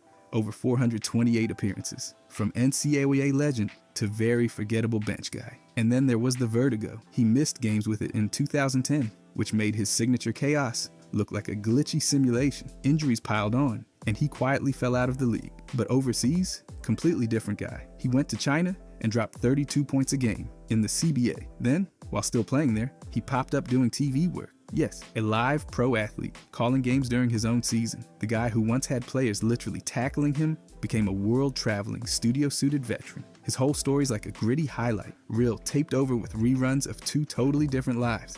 Jared Dudley, 14 NBA seasons, 7 teams, 1 title, and about 10,000 jokes. He was a reliable bench guy who somehow started 162 straight games and then got caught napping during others, literally sleeping. On camera, he created a fake sports network called JMZ, where he'd ambush teammates in the locker room with parody interviews, way before players turned into content creators. In 2014, he went 10 for 10 from the field and 4 for 4 from deep in one game. That's a shooting clinic from a guy best known for glue work and grunts. And yes, he never missed a dunk in his career. 36 for 36. Perfection, but in the weirdest possible stat line. During the bubble, he confessed to missing a female companion, which was probably the most relatable moment of that entire postseason. Off the court, he co-wrote an ebook and spoke up during the league's social justice meetings. Now he's coaching in Dallas, like he just wandered from the bench to the clipboard. Dudley was the NBA's background actor who kept stealing scenes. A napper, a mentor, a prankster, and a dunking anomaly, somehow all wrapped into one quiet, weird package. Mason Plumlee, built like a classic big man at 6'10" and 254 pounds, but dishes out assists like he's auditioning for point guard. In 2017, he ranked in the 93rd percentile for screen assists. Yes, that's a real stat. And yes, he dominated it. Then there's his free throws. Midway through his career, he just decided to start shooting left-handed. No real explanation. Sometimes, he even switched hands between attempts. In 2021, at age 30, he notched his first career triple-double. 17 points, 10 rebounds, 10 assists, making him the oldest first-timer since Patrick Ewing. And no, he didn't do it by dominating the paint. He passed his way in. Fast forward to March 2025. He got ejected after wrestling Steven Adams to the floor. No punches, just elbows, tangled limbs, and a mutual trip to the locker room. Off the court, he's part of a 3-brother dynasty. Miles, Marshall, and Mason each played at Duke and all reached the NBA. Drafted in 2013, he's bounced between 7 teams, yet quietly shoots over 60% from the field. Plumlee's a strange mix of efficiency, instability, and ambidextrous chaos. A truly weird basketball life. LaMelo Ball. LaMelo entered the league in 2020 as the 3rd overall pick, and it didn't take long for everyone to realize this guy was different. He won Rookie of the Year in 2021 while leading all rookies in assists, then became an all-star in his 2nd season at just 20 years old. That's a fast rise. What makes LaMelo so entertaining isn't just that he's good, it's how he plays. He attempts deep pull-up threes, off-balance shot, and creates from angles that most guards wouldn't even consider. Defenses struggle to contest him because his release is so unorthodox. At his peak, he was putting up around 30 points and 7 assists per game, combining high-volume scoring with elite playmaking. He's one of only 2 players ever, alongside Steph Curry, to hit 33s in the first 6 games of a season. He also pulls down over 5 rebounds per game as a guard, which isn't something you'd expect from someone playing his style. His passing is. Where things get really fun though. No look, passes, wraparound feeds, full court outlets. He's using angles that feel more like street ball than structured offense. His assist to turnover ratio as a rookie was above 2.8, which is impressive for someone taking that many risks. Every possession with LaMelo feels unpredictable because the plays he makes genuinely can't be repeated. His style has been compared to Showtime guards historically, and that's not a stretch. The pace, the flair, the creativity, it's all there every single night. Magic Johnson. Magic Johnson averaged 19.5 points, 7.2 rebounds, and 11.2 assists per game for his career, the highest assists per game average in league history. He won 5 championships, 3 Most Valuable Player awards, and 3 Finals Most Valuable Player awards. He led the league in assists 4 separate seasons. But the stats only tell part of the story. Magic was the engine of the Showtime Lakers, a team literally built around fast breaks and constant movement. He specialized in the no-look passes, half-court alley, oops, and full-speed reads that left defenses scrambling. The guy controlled entire games without even needing to score. And here's the thing that makes him physically different from everyone else at his position. He played point guard at 6 feet 9 inches. That height gave him vision over defenses that other guards simply didn't have, which opened up passing angles nobody else could create. In the 1980 finals, Game 6, he played all 5 positions and finished with 42 points, 15 rebounds, and 7 assists. His career playoff assists per game sits at 12.35, the highest ever. He recorded 138 triple-double, which ranks top 4 all time. He averaged 12 assists in final series multiple times, something no other player has done. The entire team's identity was built around his pace and creativity. That wasn't accidental. It was ownership's actual mandate. Fast, entertaining, and efficient all at once. That's a combination that almost never exists together. Steph Curry. Steph Curry's career averages sit at 24.8 points, 6.3 assists, and 4.7 rebounds per game. He's a 4-time champion and a 2-time most valuable player, including the first unanimous most valuable player in league history. He's recognized as the greatest shooter who's ever played the game. His career 3-point percentage is 42% on extremely high volume, and he regularly attempts shots from 30+ feet, which isn't a gimmick. It's a core part of how he plays. Defenses have to pick him up way beyond the arc, sometimes at half court, and that creates spacing distortions that open up cuts, dunks, and chaos for everyone else on the floor. Defenders even double team him without the ball. He's the only player ever with multiple seasons of 400+. Made threes, a number that had never been reached even once before him. His true shooting percentage exceeded 60% in his peak years, which is elite efficiency for someone taking that level of shot difficulty. His off-ball movement is nonstop, which means even when he doesn't have the ball, the defense is constantly reacting to him. He changed the entire league's shot selection. 3-point attempt rates across the whole league shot up directly in response to what he was doing in Golden State. He didn't just play at an elite level, he rewired how every team approached offense. That kind of impact doesn't happen often. By the way, if you guys want to subscribe, I'm going to be posting every day. Thanks. Anyways, Kyrie Irving. Kyrie Irving's entertainment value comes from something that's genuinely hard to measure. His level of ball handling precision is unlike anything the league has seen. ESPN tracking data showed he decelerated from 10.2 miles per hour to 2.8 miles per hour in 0.7 seconds on a single possession. That kind of change of pace control is exceptional. He operates with a lower center of gravity than most guards, which allows a tighter dribble radius and sharper direction change. At the rim, he doesn't rely on explosiveness. He relies on angles, spin, and touch, finishing through contact using multiple variations that most guards can't replicate. His drive efficiency numbers back this up. 1.13 points per drive when keeping the ball, and 1.21 points created per drive when passing. Both numbers are top tier. He's a member of the 50-40-90 club, which is one of the rarest efficiency benchmarks in the sport. In his Brooklyn debut, he scored 50 points, making him the first player in league history to score 50+ in a team debut. And in Game 7 of the 2016 Finals, he hit the go-ahead 3 with 53 seconds left that completed Cleveland's comeback from 3 games to 1 down. Every shot Kyrie takes is off the dribble, contested, and created without screens. That's what separates his highlights from everyone else's. The difficulty level per play is consistently at the top of the league. Jason Williams. Jason Williams wasn't the most efficient player in the league, and that's kind of the point. His entertainment value came from what he was willing to attempt and how often it actually worked. He played for the Sacramento Kings in the early 2000s, one of the fastest paced and most pass-heavy systems in the league at the time, and that environment was perfect for him. He brought street ball style improvisation into structured half-court sets, using no-look passes, behind the back feeds, and his signature elbow pass, a move that became one of the most replayed highlights of that entire era. His assist-to-turnover ratio was volatile because the passes he attempted violated conventional fundamentals, and that risk versus reward dynamic is exactly what made every possession unpredictable. He had high turnover rates, but when the passes connected, they were the kind of plays fans talked about for years. In open floor situations, he could improvise in real time, creating plays that had no blueprint. He wasn't an all-NBA level player statistically, but Jamal Crawford listed him among the elite ball handlers he'd ever seen, and players around the league cited his creativity consistently. The Kings' offense emphasized ball movement and pace, which maximized his passing creativity every single night. His nickname, White Chocolate, became directly tied to his style. He remains one of the most viewed highlight players of the early 2000s despite never being a star-level statistical producer.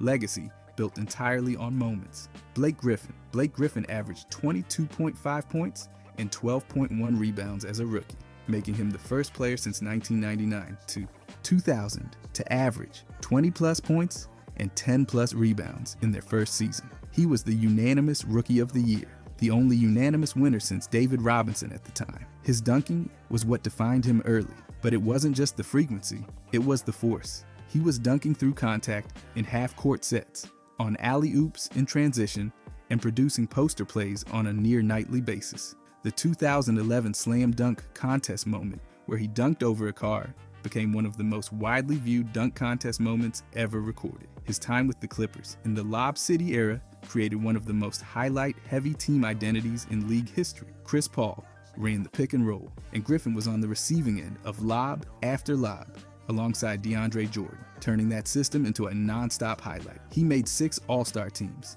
and 5 All-NBA rosters, so the entertainment came with real production. What people sometimes overlook is that he also recorded multiple triple-doubles as a rookie and developed legitimate ball handling and passing skills over time. His physical profile, a combination of strength and vertical explosiveness, allowed him to finish through defenders rather than around them, which is why his dunks looked the way they did. 6 All-Stars doesn't happen on highlights alone. Allen Iverson. Allen Iverson averaged 26.7 points, 6.2 assists, and 2.2 steals per game for his career.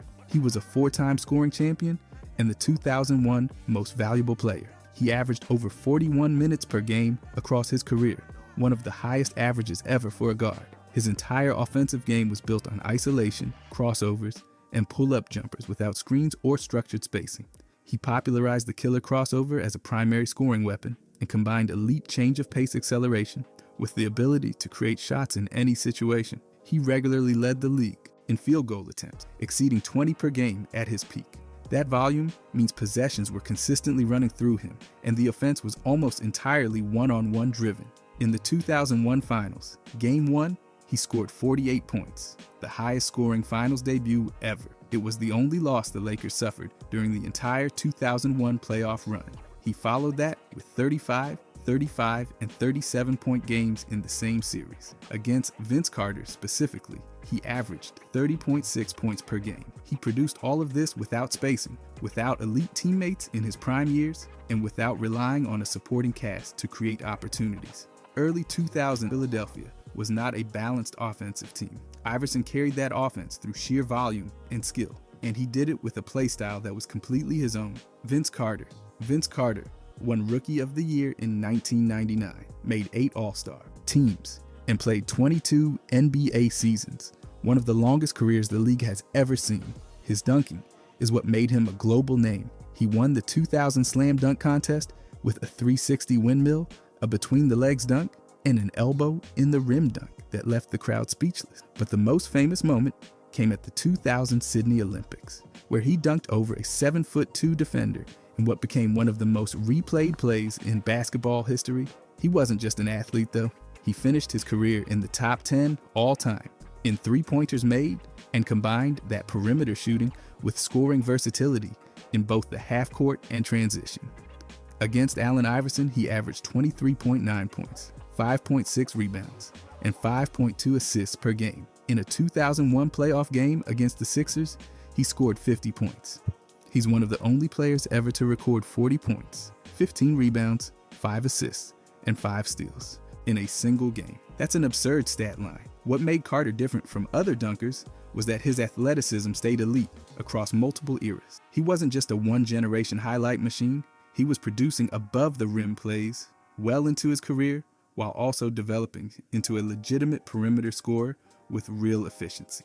Power dunking combined with shooting range is a rare combination, and Carter had both. Morant won Rookie of the Year in 2020 and Most Improved Player in 2022. His career averages sit at 22.4 points and 7.4 assists per game. He's one of the most explosively athletic guards the league has produced, and the way he plays shows it on every single possession. He attacks the rim at an extreme volume, generating poster dunks, acrobatic layups, and mid-air body adjustments that most guards can't replicate. Before entering the league, he became the first NCAA player ever to average 20-plus points and 10-plus assists in a single season, and he led the entire country in assists. That playmaking ability transferred directly to the NBA.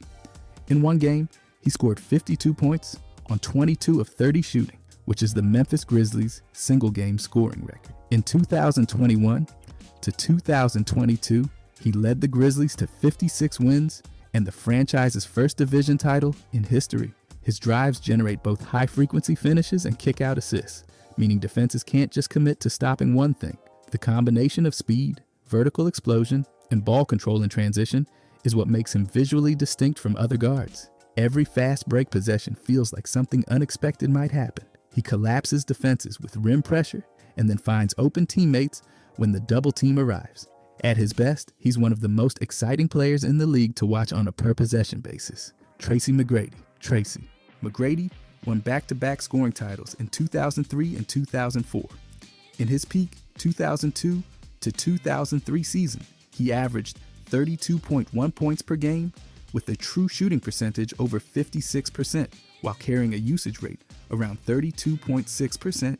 That means the Orlando offense was essentially running through him on nearly every possession, and he was still producing at elite efficiency. His career averages of 26.8 points, 7.5 rebounds, and 4.6 assists in 2000 to 2001 show how multidimensional his scoring was. He functioned as the primary scorer, a secondary playmaker, and a rebounding wing all at once, which was rare for a perimeter player at that time. His shot diet was built on off-the-dribble jumpers, contested mid-range shots, and late clock isolations. Smooth is the word that gets used most often with McGrady, and the stylistic comparison to George, Gervin, for effortless scoring is documented and accurate. In 2004, he scored 13 points in the final 33 seconds against the San Antonio Spurs, including a 4-point play and multiple contested threes. One of the most statistically improbable scoring bursts ever. Kobe Bryant and Paul Pierce both publicly stated he was among the hardest players they ever guarded. He ranked in the 98th percentile all time in points per 100 possessions, 25.7 points, 6.2 rebounds, and 5.7 assists in 2004 to 2005. That's a complete player. Russell Westbrook is the all-time leader in triple-doubles with 209. He's the only player in league history to average a triple-double in 4 separate seasons. His 2016 to 2017 Most Valuable Player season saw him average 31.6 points, 10.7 rebounds, and 10.4 assists per game, the highest scoring triple-double season ever recorded. His entire playstyle was built around pace. He'd grab a defensive rebound and immediately push the fast break himself, eliminating the need for an outlet pass and creating faster transitions than almost anyone in the league. He was one of the highest volume transition players of his era, combining speed, strength, and ball handling to produce open court highlights at an extreme rate Averaging double-digit rebounds as a point guard is historically rare. Most point guards don't get anywhere near that, but Westbrook did it multiple seasons. His drive frequency placed him among the league leaders in that category during his peak Oklahoma City years, and his finishing style emphasized contact, explosion, and straight-line force. His shot selection included pull-up mid-range attempts and transition threes, which made his games volatile and unpredictable. High usage created maximum opportunities for assists, rebounds, and scoring bursts in the same game. He played at near maximum speed consistently across full seasons, and the result was constant action on every single possession. Fast breaks, putbacks, chase down sequences, it was nonstop. Pete Maravich's college career, scoring average of 44.2 points per game, is the highest in NCAA history, and it's not close. He scored 43.8, 44.2, and 44.5 points per game across his 3 seasons. He did all of this without a three-point line and without a shot clock, which means every single point came from mid-range and long-range two-point shots, significantly increasing shot difficulty compared to modern players. He attempted nearly 40 field goals per game, the highest sustained offensive load ever documented in college basketball. His career total of 3,667 points came in just 83 games, and he did it without freshman eligibility, meaning modern players get more games to accumulate numbers. He scored 69 points against Alabama, had multiple 60-plus point games, and recorded 28 career games with 50-plus points. He also averaged 5.1 assists per game in college, so he wasn't just a scorer.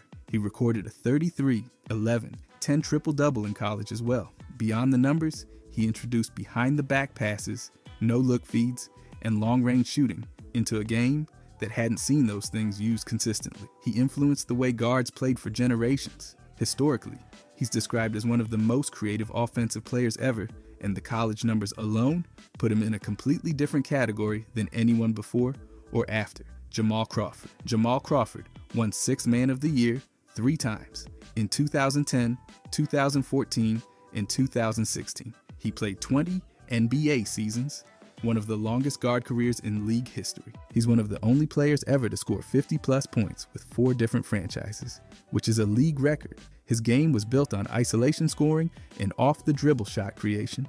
He used hesitations, behind-the-back dribble combinations, and step-back jumpers to manufacture space without relying on screens. The moves he became famous for, specifically the shake-and-bake hesitation pull-ups, were advanced dribble sequences that frequently produced ankle-breaking moments before converting into jump shots. He averaged around 18 to 20 points per game in multiple seasons coming off the bench, maintaining high shot difficulty throughout.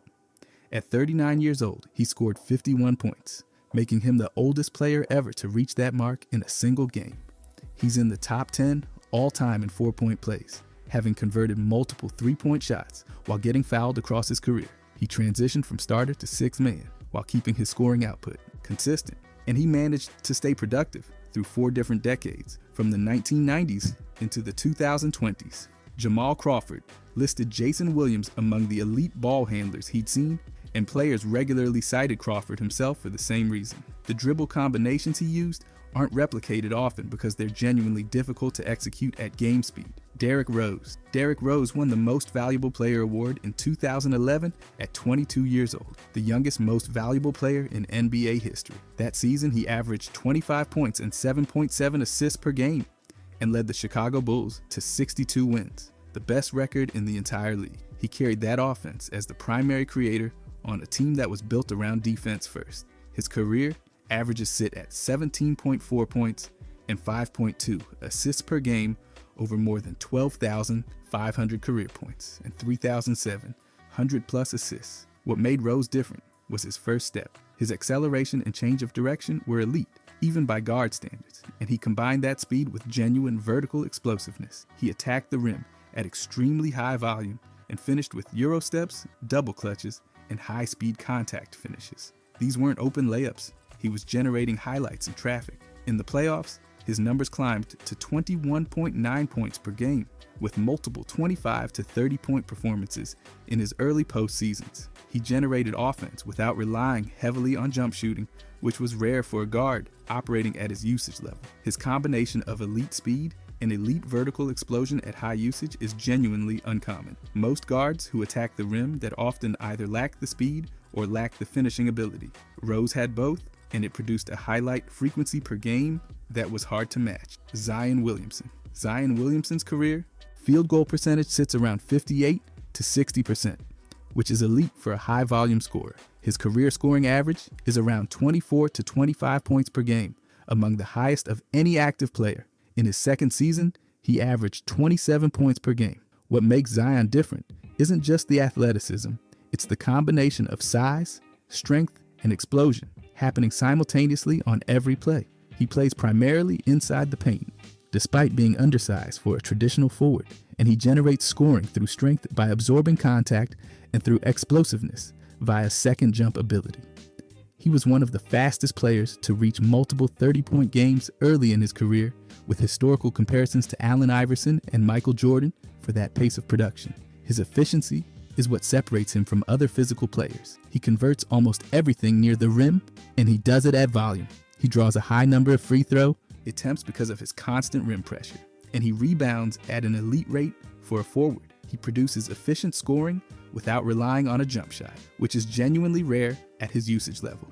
One of the few players averaging over 20 points on under 30 minutes early in his career. The frequency of dunks, contact finishes, and power plays per game creates a specific type of highlight that's different from finesse scorers. Every possession he attacks is physically intense and visually distinct. Klay Thompson scored 37 points in a single quarter in 2015, the most ever in a single quarter in NBA history. He shot 13 for 13 from the field and 9 for 9 from 3 in that quarter, which is perfect efficiency on maximum volume in a 12-minute stretch. In 2018, he made 14 three-pointers in a single game, an NBA record that still stands. His scoring is built almost entirely on catch and shoot attempts and off-screen movement, which makes him different from every other player on this list. The entertainment doesn't come from isolation or ball handling.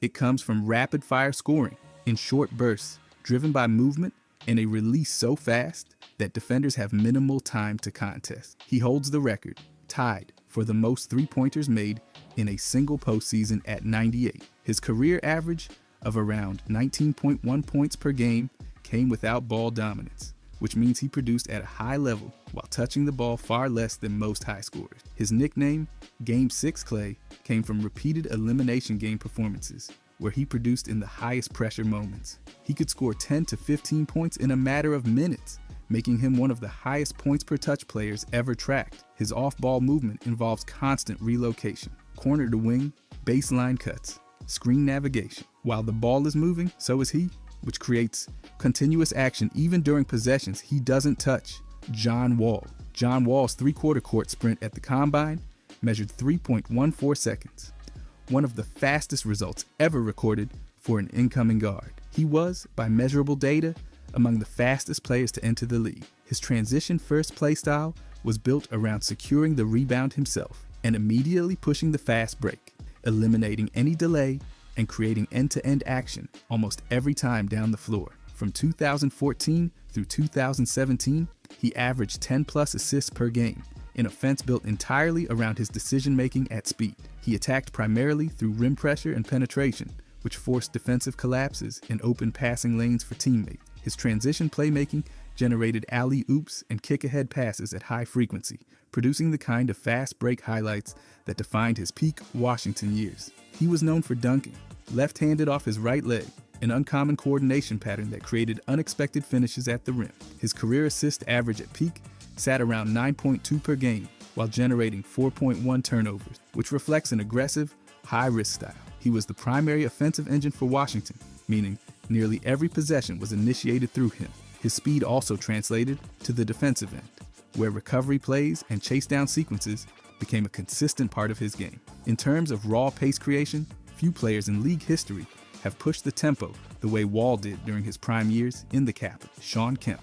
Shawn Kemp was one of the most explosive big men the league has ever seen. His scoring was driven almost entirely by vertical athleticism, alley-oops, putbacks, and transition dunks that he generated at a rate rare for players his size. He played alongside Gary Payton in a high-frequency pick-and-roll offense in Seattle, and that System consistently produced lob finishes that became defining highlights of the 1990s. He made 6 All-Star teams and 3 All-NBA second teams, so the entertainment came alongside real production across multiple seasons. His finishing style emphasized contact dunks and over-the-top finishes, which created a higher visual impact than finesse bigs, operating at the same production level.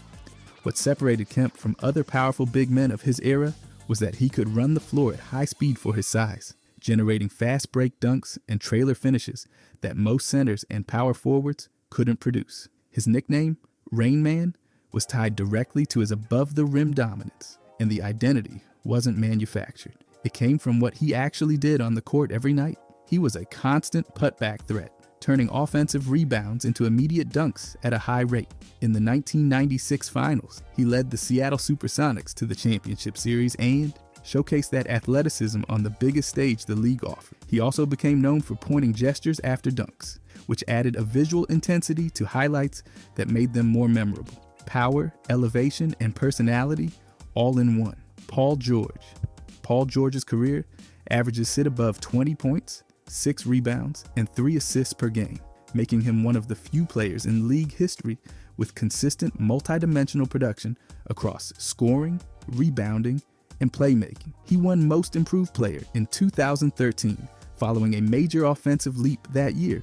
He combines isolation scoring, pull-up shooting, and transition finishing with a smooth, fluid movement style rather than pure explosiveness. His shot creation comes from step backs, pull-up threes, and mid-range fades, giving him a varied offensive menu that's hard to scout. He also participated in multiple slam dunk contests, showcasing windmill dunks and one-handed transition finishes that proved his athleticism matched his skill level. One of the rare aspects of his game is the two-way entertainment factor. He's one of the few players with 140-plus steals and 50-plus blocks in a single season, producing chase-down blocks and passing lane steals that immediately convert into transition scoring opportunities. That means he generates highlights on both ends of the floor in the same game.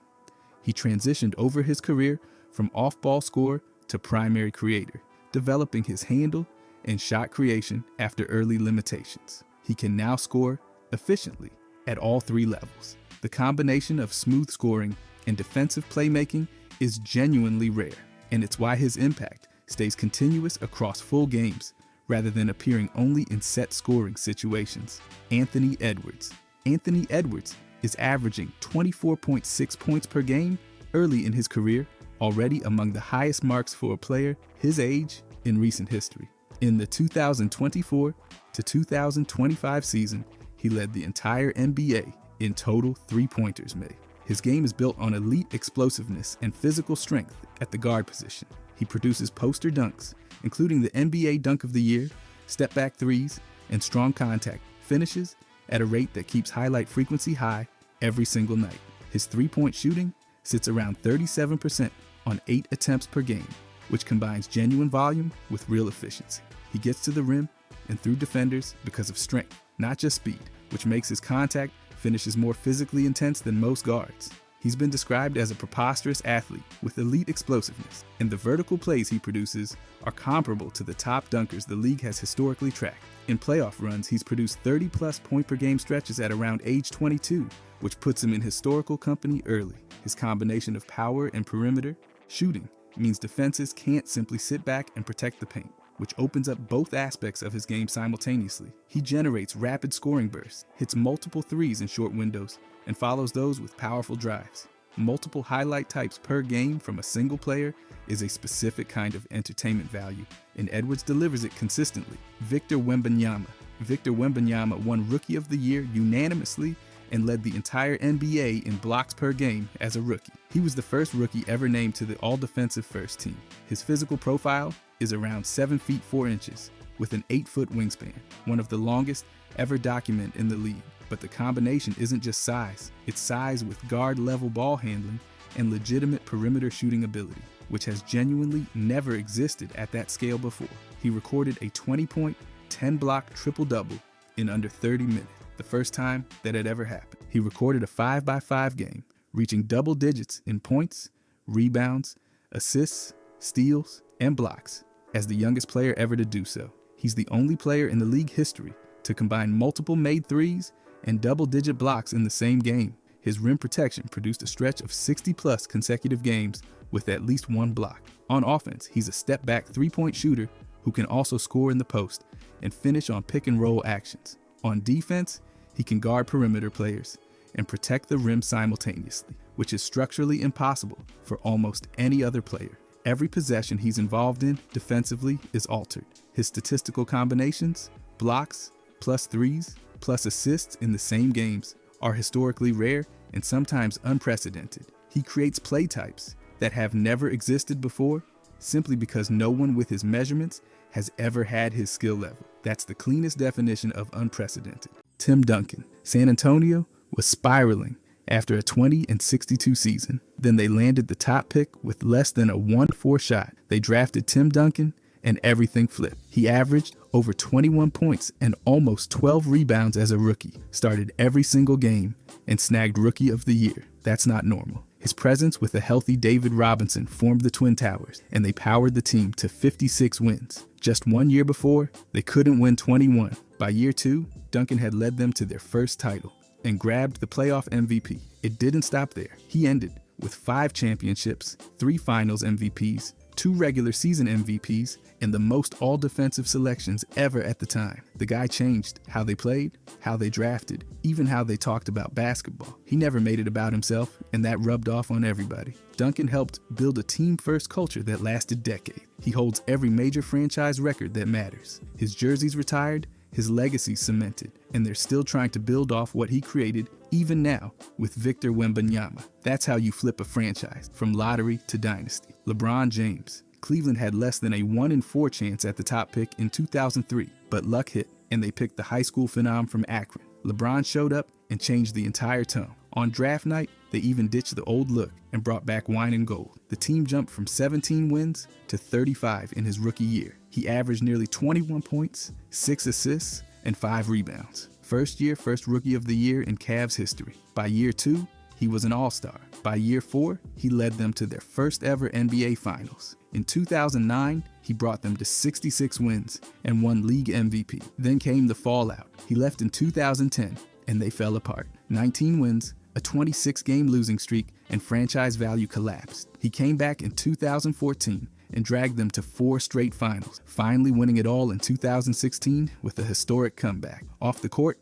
downtown exploded with business. Jerseys flew off shelves. He made Cleveland matter, then did it again, twice. That's not hype. That's one man flipping a franchise. Magic Johnson. The Lakers picked him first overall in 1979, and he brought a title that same season. He went from NCAA champ to all-star starter in a few months, averaging 18 points, over 7 rebounds, and 7 assists. They won 60 games. Then he really broke basketball. With Kareem out for Game 6 of the finals, Magic, just 20 years old, started at center, dropped 42 points, grabbed 15 boards, and dished 7 assists. He hit every single free throw. The guy had never played center before. He became the only rookie to win Finals MVP. That game didn't just win them the title, it launched Showtime. His no-look, passes, alley-oops, and flashy pace turned every Laker game into a spectacle. He helped lead them to 5 championships and snagged 3 Finals MVPs. He ended with 138 triple-doubles, led the league in assists 4 times,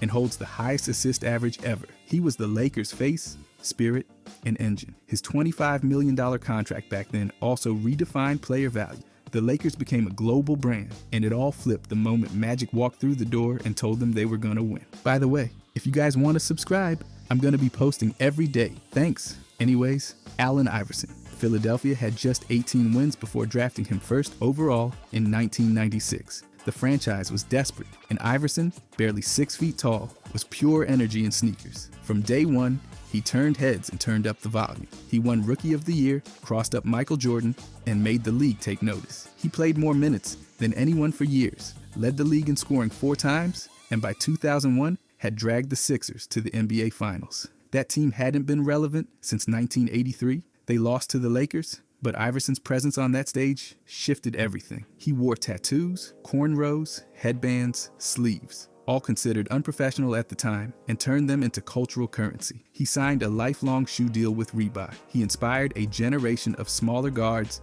and remade basketball fashion, style, and swagger. His game was relentless, his crossover iconic, and his defiance never hidden. The Sixers went from pitiful to powerful, all because of one undersized, uncompromising star. He didn't just play, he rebranded the franchise. Within 2 seasons, the Sixers were legit contenders. That's not hype. That's how Iverson rewired Philadelphia overnight and forced the league to evolve. Victor Wembanyama. San Antonio picked him first overall in 2023, joining a short list with Tim Duncan and David Robinson. Right away, he brought something different, a 7'4" frame with guard skills. He averaged over 21 points, 10 rebounds, nearly 4 blocks, and almost 4 assists in his first season. He blocked 8 shots in one game and dropped 38 points on Phoenix, doing things no rookie had done since LeBron and Duncan. He became the youngest rookie of the year ever, led the league in blocks, made all defensive first team, and nearly won defensive player of the year. The Spurs went from 22 wins to nationally televised must-watch games. They didn't trade for stars because they already had one. His nickname, the Alien, started making sense. He guarded every position, made threes, and handled the ball like a guard.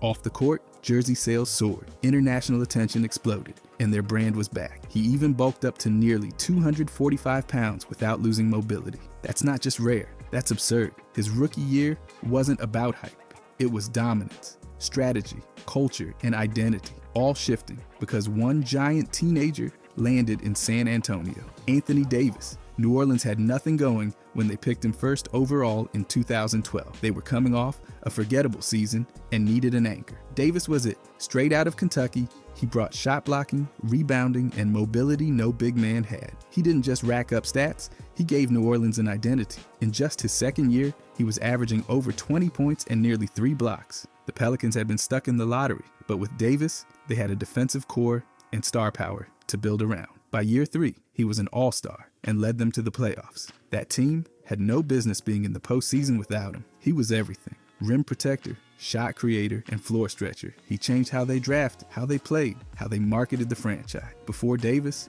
New Orleans was irrelevant. With him, they became a team that could scare contenders. He set the stage for what came next. Zion, the rebuild, and all the future picks they got by trading him. But it started with Davis. He gave them years of playoff hope and made people care about New Orleans basketball again, practically the moment he arrived. Chris Paul. New Orleans drafted him 4th in 2005 and immediately doubled their win total. The team jumped from 18 to 38 wins, and Paul won Rookie of the Year while leading all rookies in points, assists, steals, and minutes. That was just the start. By his 3rd year, the Hornets won 56 games, their best season ever, and took the division title. Paul led the league in assists and steals while dropping 17 assists in a playoff win. He became the heartbeat of the franchise. Post-Katrina, when the team had to play in Oklahoma City, Paul held everything together, on court and off. He gave them identity, direction, and respect around the league. Before him, New Orleans was a footnote. With him, they were contenders. He set the tone every night,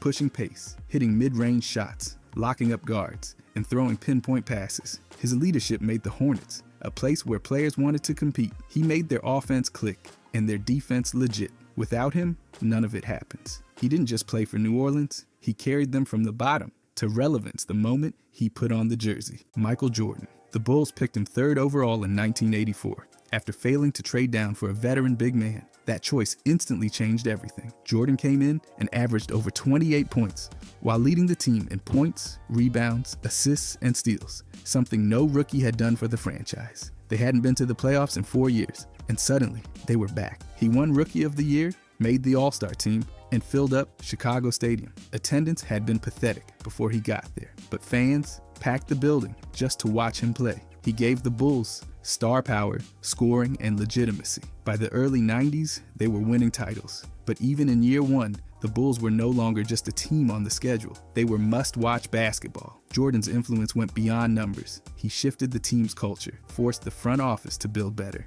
and gave Chicago hope. That rookie season wasn't just impressive, it was the beginning of a dynasty. From draft night to his first playoff run, Jordan didn't just help the Bulls. He transformed them into something they had never been before. Relevant, instantly. Shaq. The Orlando Magic drafted him 1st overall in 1992. And just like that, their entire trajectory changed. The team had only 21 wins the year before, and in Shaq's rookie season, they jumped to 41. That's a 20-win leap, pure dominance. He averaged over 23 points, nearly 14 rebounds, and 3.5 blocks. He won Rookie of the Year, became an All-Star, and turned a young expansion franchise into a legit force. Within 3 seasons, he led them to the NBA Finals. No Magic player had ever made that kind of leap happen. He wasn't just big, he was unstoppable. Backboard shattered, paint dominated, and Orlando was suddenly on the map. Every game felt like an event. He packed arenas, boosted TV ratings, and gave Orlando something it had never had: relevance. From a team scraping by to a finals contender, Shaq's impact was seismic. He turned the Magic into a national story and gave them instant legitimacy. It wasn't gradual, it was overnight. He walked in the door and made Orlando matter. That's not development. That's a franchise-altering presence. With size, power, and swagger nobody could stop. Carmelo Anthony. Denver drafted him 3rd overall in 2003, and everything changed. The Nuggets had just 17 wins the season before, but with Melo, they jumped to 43 and made the playoffs. He averaged over 21 points, 6 rebounds, and nearly 3 assists as a rookie. That kind of impact doesn't happen by accident. He was the first rookie since 1990 to lead a playoff team in scoring.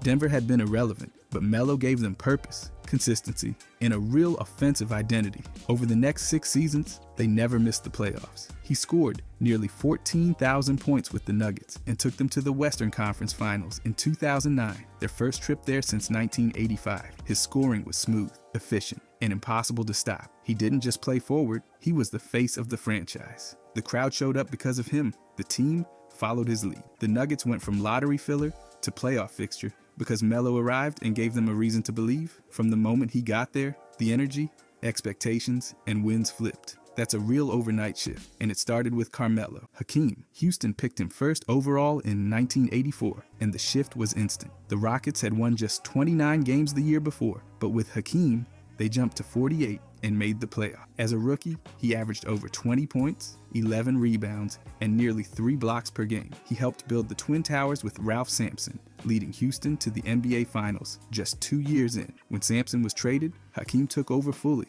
and became the Rockets' heart. In 1994, he became the only player ever to win MVP, Defensive Player of the Year, and Finals MVP in the same season. He led Houston to their first title, then came back the next year and won another, this time from the 6th seed. His footwork, blocks, and leadership defined the Rock. He holds the record for most career blocks. He wasn't just a player, he was a culture shift. He made the Rockets global, mentored future stars, and put Houston on the map. From a losing team to back-to-back champions, Hakeem did it fast, and he did it with skill nobody could match. That's a full franchise flip. Day 1, Larry Bird. Boston took him 6 in 1978, even though he still had a year left at Indiana State. They waited a year, then signed him to the biggest rookie deal in NBA history.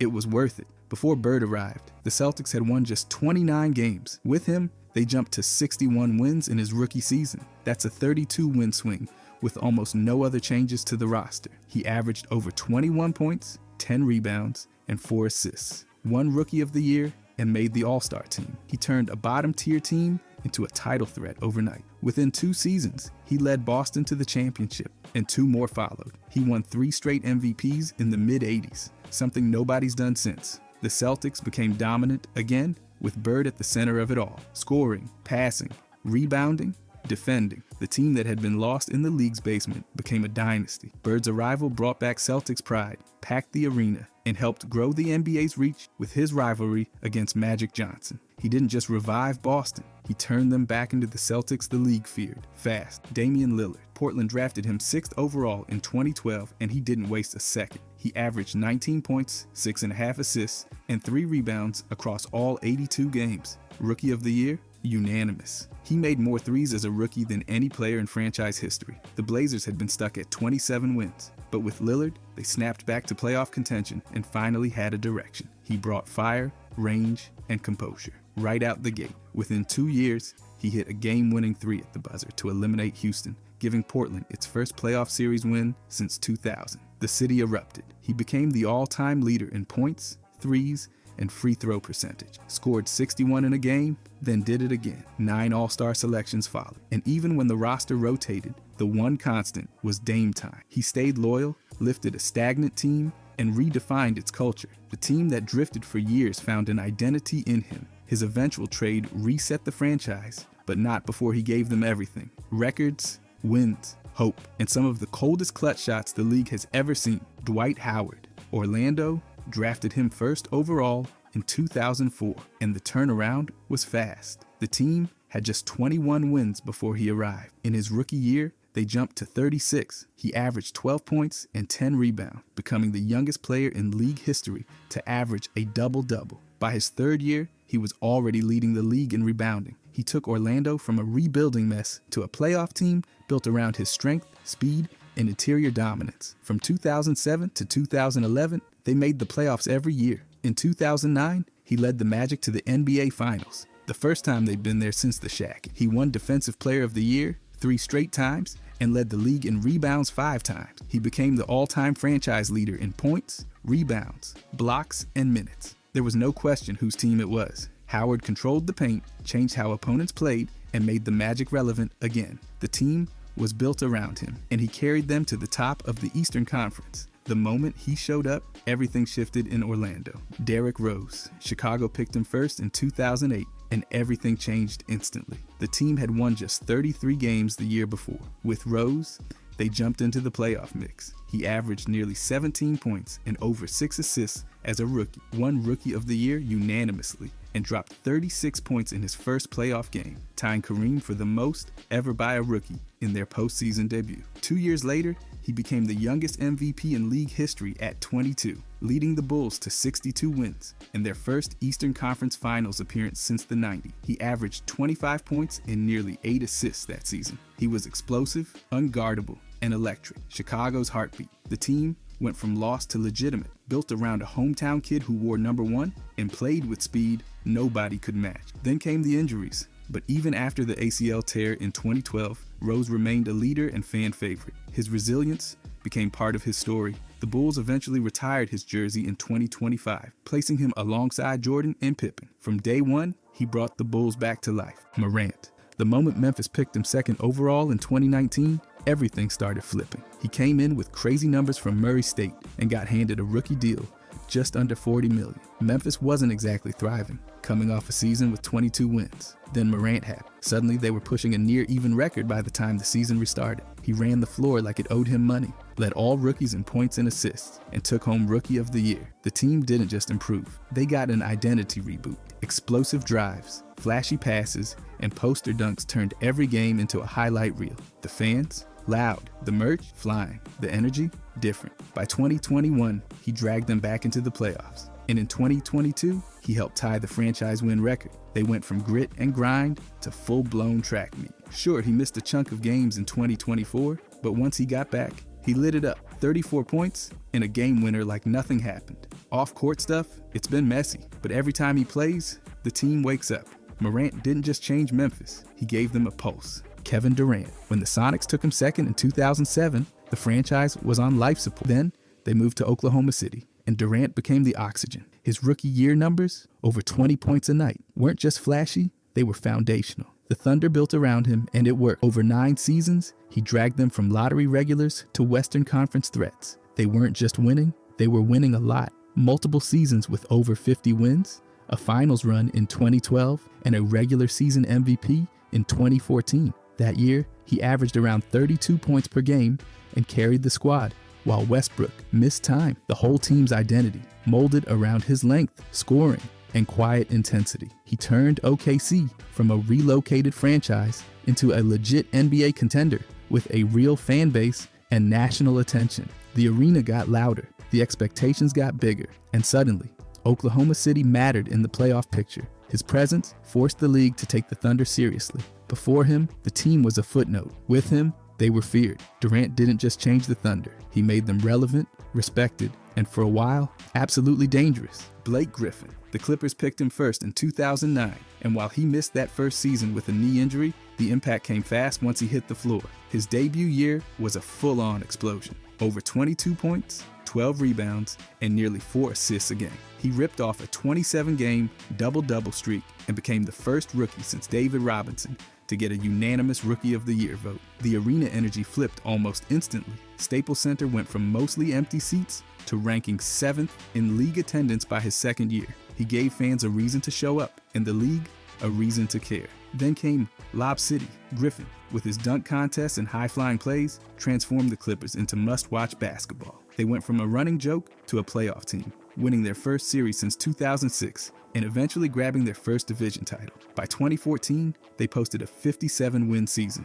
the best in franchise history. For years, the Clippers weren't just relevant, they were exciting, fun, and good. Griffin didn't just lift the team, he dragged them into a brand new identity. Yao Ming. When Houston snagged him first overall in 2002, it didn't just shift the Rockets, it shifted basketball. He didn't play college ball, but they still rolled the dice, and it paid off. He started 72 of 82 games in his rookie season and ended with over 13 points, 8 rebounds, and almost 2 blocks a game. That year, he became the first rookie to start in the All-Star game since 1995. But his influence wasn't just on the box score. Attendance jumped, wins followed, and suddenly, Rockets games were appointment viewing in 2 countries. He helped push the team back into playoff form and led them to their first series win since 1997. For 8 straight seasons, he was an All-Star starter, became a 5-time All-NBA selection, and brought the Rockets back to relevance. Off the court, Yao turned Houston into an international spotlight. Millions tuned in from China. Jerseys flew off shelves. He bridged 2 basketball cultures and redefined the league's global footprint.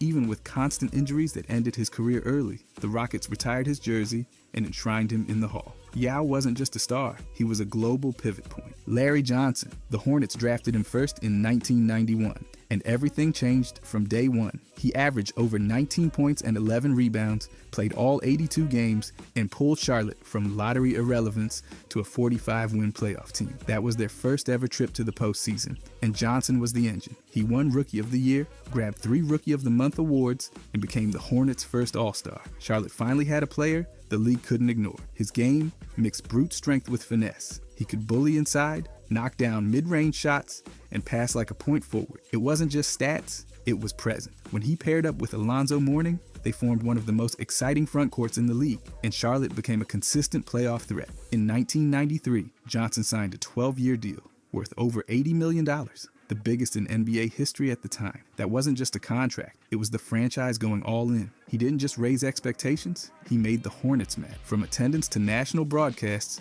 Charlotte went from afterthought to highlight reel, and Johnson was the face of it all. John Wall. The Wizards picked him first in 2010, and everything started moving. Literally. He brought speed, vision, and energy the franchise hadn't seen in years. His rookie year, over 16 points and 8 assists a game, plus more triple-doubles than any other rookie. He led the team to their first playoff appearance since 2008, shaking off years of losing. When he was on the court, the pace jumped, possessions flew, and the whole team looked alive. From 2014 to 2018, he was an all-star every year. He earned All-NBA honors and even landed on the All-Defensive team. The Wizards weren't just participating anymore, they were pushing deep into the playoffs. In 2017, they hit 49 wins, their first division title since 1979, and Wall dropped nearly 20 points and over 10 assists a game. In the playoffs, almost 27 and 12. Injuries eventually slowed him down, but he still left with the franchise record in assists and steals. When they traded him in 2020, fans weren't just sad, they were furious. Wall didn't just improve the Wizards, he gave them an identity, a heartbeat, and a reason to believe again. LaMelo Ball. Charlotte grabbed him third in 2020, and the shift was instant. The Hornets were dragging near the bottom. Then LaMelo showed up with flashy passes, pace, and confidence that turned heads fast. He averaged over 15 points, 6 assists, and nearly 6 rebounds as a rookie, won Rookie of the Year, and helped lift the team to 33 wins after just 22 the year before. He became the youngest in franchise history to drop a triple-double and made Charlotte watchable again. Fans showed up, the merch started moving, and the highlights flooded every feed. By 2022, he was an all-star, and it wasn't just hype. He ran the floor with precision and scored from everywhere. In the 2024 season, before injuries hit, he hit a career-high 25 points per game and even dropped a 50-point night. Every game felt like something could happen. He gave the Hornets a real identity again. Fast, unpredictable, entertaining. Even after injuries, he bounced back with 34, 11, and 8 in his return. He isn't just important to Charlotte, he is the reason people know they exist again. LaMelo didn't join the Hornets, he rebuilt them. Wes Unseld, drafted second in 1968, and just like that, the Bullets flipped their entire script. The year before, they were a 36-win team. Then Unseld walked in, averaged over 18 rebounds a game, and suddenly they won 57. That's not a coincidence, that's force of will. He became just the second player ever to win both Rookie of the Year and MVP in the same season, joining Wilt. His rebounding was relentless, but his outlet passes, surgical. He turned defense into fast breaks, like clockwork. Over 13 seasons, all with the Bullets, he anchored a 58% win percentage and never chased spotlight. His game was about impact, not flash. In 1978, a full decade in, he led the team to their first championship and took home Finals MVP. His numbers weren't loud, but his presence was. When he retired, he stepped right into coaching and front office roles, staying with the franchise for 35 years. That kind of loyalty and leadership doesn't just boost a team, it defines it. From rookie dominance to executive stewardship, Unseld didn't just lift the Bullets, he shaped everything they became, on the court and beyond.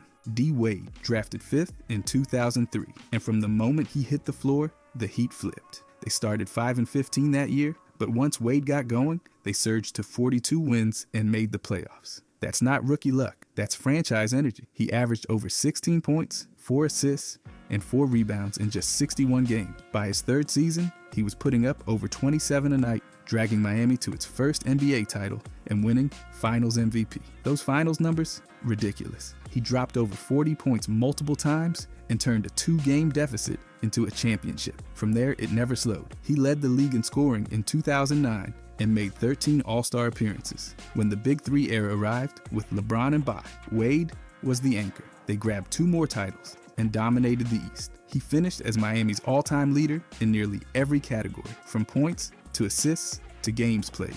They even built a statue for him outside the arena in 2024. Wade didn't just play for the Heat. He built their reputation, set their tone, and turned them into champions. Paolo Banchero. Orlando made him the top pick in 2022, and that choice hit fast. Right away, he dropped 27 points in his debut, the best for a rookie since 1996, and became the first Magic rookie to hit 20-plus in 15 of his first 20 games. He finished the season leading all rookies in scoring and minutes, averaged 20 points a night, and took home Rookie of the Year. The Magic jumped from 22 wins to 34 with him, a 12-game bump that pulled them out of lottery territory and back toward relevance. He gave them a real go-to scorer and turned Orlando into a team worth scouting again. His handles, strength, and transition game changed the way the team moved. By the next season, they opened 13-5, won 47 games, and returned to the playoffs. This year remained the clear offensive engine. They're already planning a supermax deal. He didn't just join a rebuilding team, he flipped the entire script. Banchero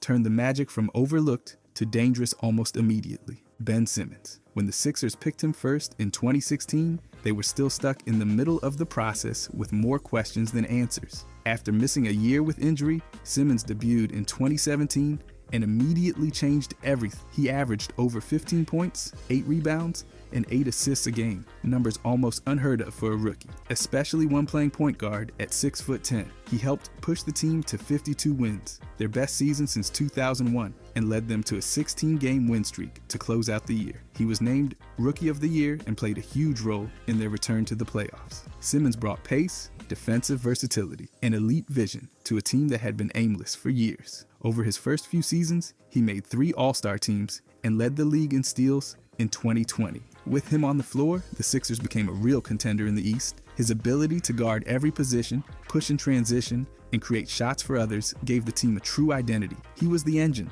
that powered Philly out of the lottery and back into relevance. Kevin Garnett. Minnesota took him 5th in 1995 straight out of high school, and within 2 years, the Timberwolves nearly doubled their win total. They had never won more than 29 games, but with Garnett, they jumped from 21 to 40 wins fast. By age 20, he was an all-star. His rookie numbers weren't loud, just over 10 points, but his impact was immediate. He brought energy, defense, and a different mentality to a franchise stuck in the mud. Garnett became the face of the team and a two-way anchor, leading them in defensive rebounds for 5 straight seasons. In 2004, he hit his peak, 24 points, nearly 14 rebounds, 5 assists, and over 2 blocks a game. The Wolves won 58 games and made their first conference finals. Garnett took home the MVP and finally gave Minnesota a taste of elite basketball. He became the franchise leader in basically every stat that matters and was the driving force behind 8 straight playoff appearances. More than anything, he gave the Timberwolves identity. Before KG, they were irrelevant.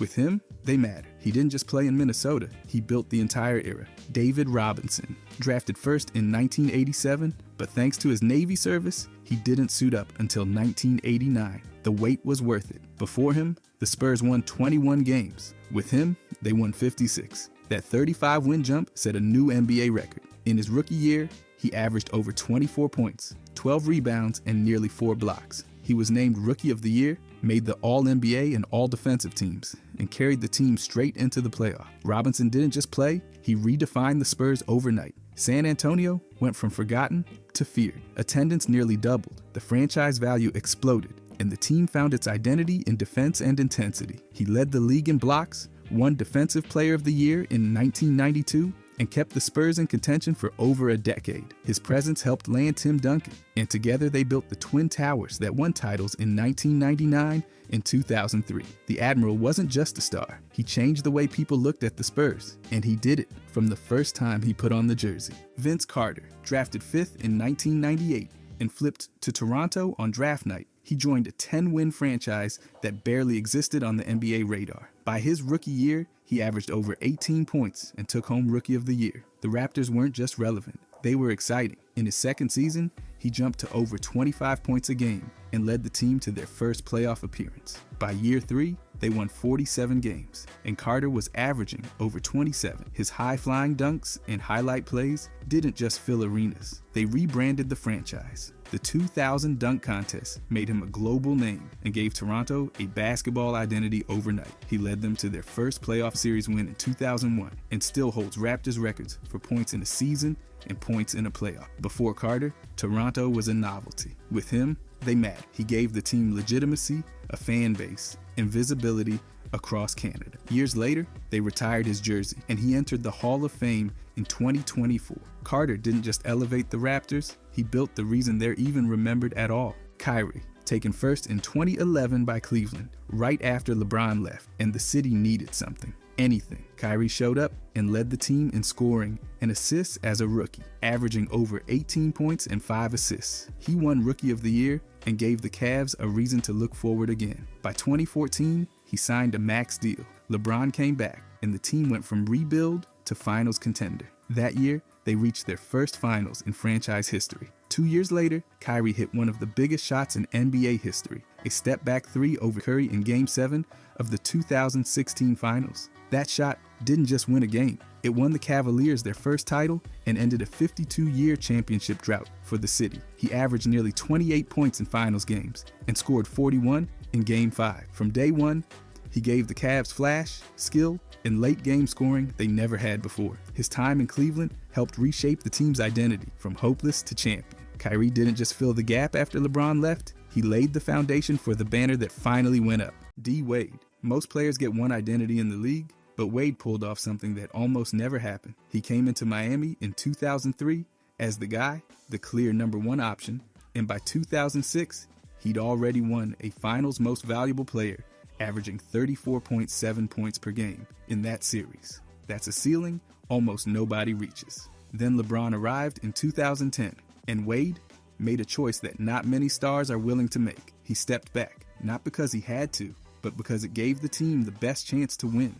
And what's wild is that even after stepping back, he was still producing at an all-NBA level. In 2010 to 2011, he averaged 25.5 points, 6.4 rebounds, and 4.6 assists per game, and made all-NBA second team as the second option. The following season, he averaged 22.1 points and made all-NBA third team again, still as the number 2. By 2012 to 2013, he was shooting 52.1% from the field, while averaging 21.2 points per game. That's elite efficiency at reduced usage, which is genuinely hard to maintain. The Heat made 4 straight finals from 2011 through 2014 and won back-to-back championships in 2012 and 2013. His career finals averages sit at 23.9 points, 5.7 rebounds, and 4.3 assists per game. That's not a Robin stat line, that's a star stat line. The reason Wade belongs in this conversation is simple.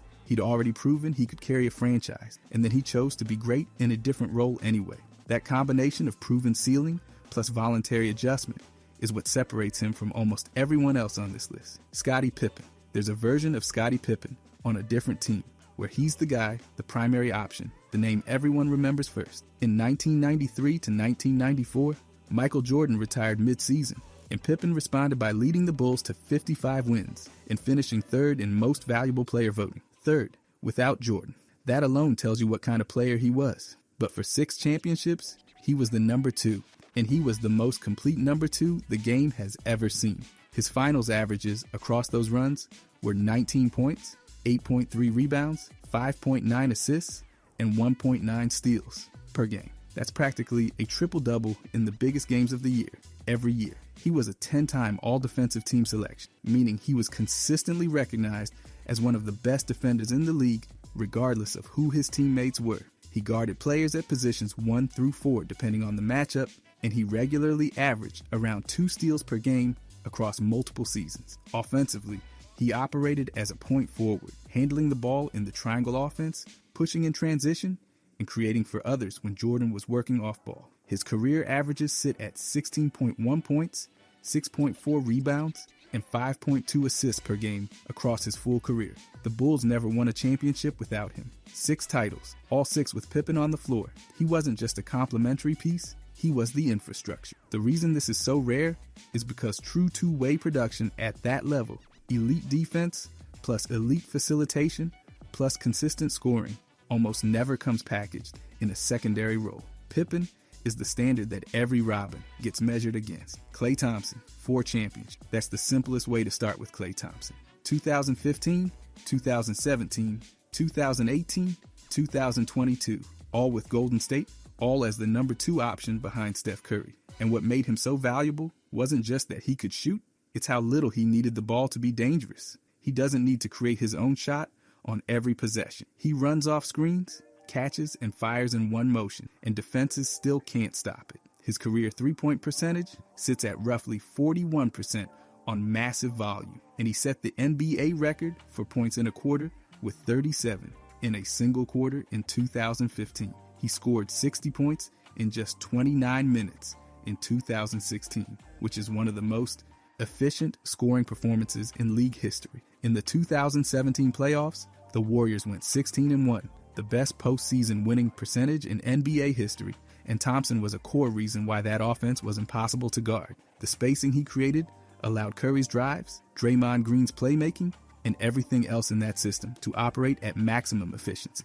On the other end, he was the primary perimeter defender, guarding the opposing team's best guards and wings, so Curry didn't have to. His playoff resume includes multiple elimination game explosions, earning him the nickname Game 6 Klay because of how often he delivered in must-win situations. He produced at an elite level without ever needing a high usage role, and that scalability is exactly what makes a Robin truly elite. Any team, any system, any star, Thompson fits. That's not something you can say about most players, and across 4 championships, it was proven over and over again. Tony Parker. Tony Parker won 4 NBA championships with San Antonio, but the one that defines his Robin legacy happened in 2007. The Spurs swept the Cleveland Cavaliers in 4 games, and Parker averaged 24.5 points per game on 56.8% shooting for the entire series. He won Finals Most Valuable Player. He became the first European-born player in history to win that award, and he did it as the secondary star on a team built around Tim Duncan, who's a top 5 player all time. That context matters. Parker wasn't filling a minor role. He was the offensive engine of a dynasty. Duncan controlled the defense, the rebounding, and the interior presence, and Parker handled pace, ball handling, and rim pressure through pick and roll creation. Their pairing was one of the most efficient 2-man combinations of that era. Parker's career averages sit at 15.5 points and 5.6 assists per game on 49.1% shooting, which is exceptional efficiency for a guard over that many seasons. His playoff averages were even higher at 17.9 points and 5.1 assists per game. He was a 6-time All-Star and made 4 All-NBA teams across his career. He spent 18 seasons almost entirely with San Antonio, spanning the full run of their dynasty from 2003 through 2014. He's the all-time Spurs leader in assists. What makes Parker a legitimate elite Robin is that he didn't just support Duncan, he took over series. He led entire playoff runs in scoring. He won a finals most valuable player over one of the greatest players ever. That's not a supporting role, that's a co-star performance. And he delivered it consistently for over a decade. Anthony Davis, the 2020 NBA championship run is one of the most dominant two-man performances in finals history. And Anthony Davis was right in the middle of it. Playing next to LeBron James, Davis averaged 25 points, 10.7 rebounds, and 2 blocks per game in the final on 57.1% shooting and a true shooting percentage of 66.9%. Those are not secondary star numbers. Those are first option numbers. In the regular season that year, the Lakers ranked among the top 3 defenses in the entire league, and Davis was the primary reason why. Opponents shot significantly worse when he was protecting the rim. And in the playoffs, the Lakers allowed 7.2 fewer points per 100 possessions with Davis on the court. In his full 2020 playoff run, he averaged approximately 27.7 points, 9.7 rebounds, and 3.5 assists per game on 57.1% shooting. And he led the entire postseason in total block. What makes his Robin case so strong is the two-way nature of it. LeBron ran the offense, pushed pace, and directed everything in transition. Davis anchored the half court, scored in the post and mid-range, and locked down the interior on defense. They had completely separate responsibilities, and Davis executed both of his at a superstar level simultaneously. Most secondary stars contribute in one area. Davis was the team's best defender and one of its 2 best scorers at the same time. There are very few players in finals history where you could genuinely argue they were the best player on a championship team while not being the primary option, and Davis is one of them. Kevin McHale. Kevin McHale spent his entire career in Boston next to Larry Bird, and for a stretch of it, he came off the bench. Not because he wasn't good enough to start, but because the Celtics were so deep that it made the team better. He won the 6th Man of the Year award in both 1984 and 1985, making him one of the only Hall of Famers to ever win that award twice, let alone back-to-back. And while he was doing that, he was also producing at an all-NBA level. His career averages sit at 17.9 points, 7.3 rebounds, and 55.4% shooting. His playoff averages were even more efficient at 18.8 points on 56.1% from the field. In 1987, he came close to averaging 26 points and 10 rebounds while shooting around 60% from the field and finished 4th in most valuable player voting. He won 3 championships with Boston in 1981, 1984, and 1986. On the defense side, he was a 6-time all-defensive team selection and averaged 1.7 blocks per game for his career, which is elite production from a forward who was already carrying a heavy offensive load. Bird was the offensive engine of those Celtics teams. The playmaker, the shot creator, the identity. McHale was the most efficient interior scorer on the roster and one of the best big man defenders in the league at the same time. That combination, primary level scoring efficiency, plus elite defense in a secondary role, is incredibly rare. Most players who can score that efficiently want the ball. McHale accepted a different role and still produced at a level that put him in the Hall of Fame. Kyrie Irving. In 2016, the Cleveland Cavaliers trailed the Golden State Warriors 3-1 in the NBA Finals.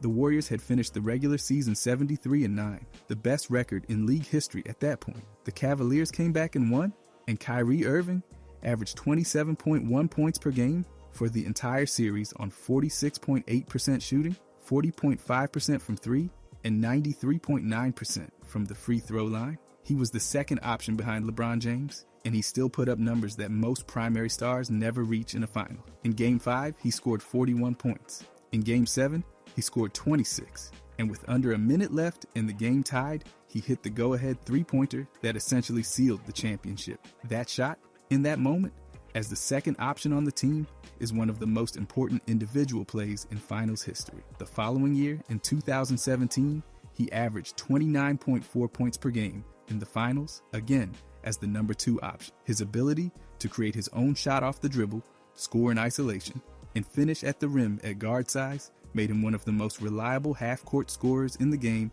at any role. As a Robin, he provided something specific that LeBron didn't need to provide: late clock shot creation, mid-range pull-ups, and clutch isolation scoring. Those skills scaled perfectly next to a primary playmaker. His 2016 finals performance alone 27 points per game as a secondary star on a comeback championship team is one of the strongest individual Robin arguments in league history. Pow. When the Lakers traded for Paul in February of 2008, everything changed for that franchise. After Shaq left, the Lakers missed the playoffs entirely in 2005 and had early exits before Powell arrived. Then in 2008, his first year, they went straight to the final. Then 2009, finals again. Then 2010, finals again. 2 championships in 2009 and 2010. Powell's finals averages across those runs were around 18.6 points, 11.6 rebounds, and 3.7 assists per game. In the 2010 finals, he grabbed 255 total rebounds across the entire playoff run, leading the postseason. His win shares in those playoffs were 4.3, the highest on the team, meaning by advanced metrics, he was the most impactful player on the roster during that title run.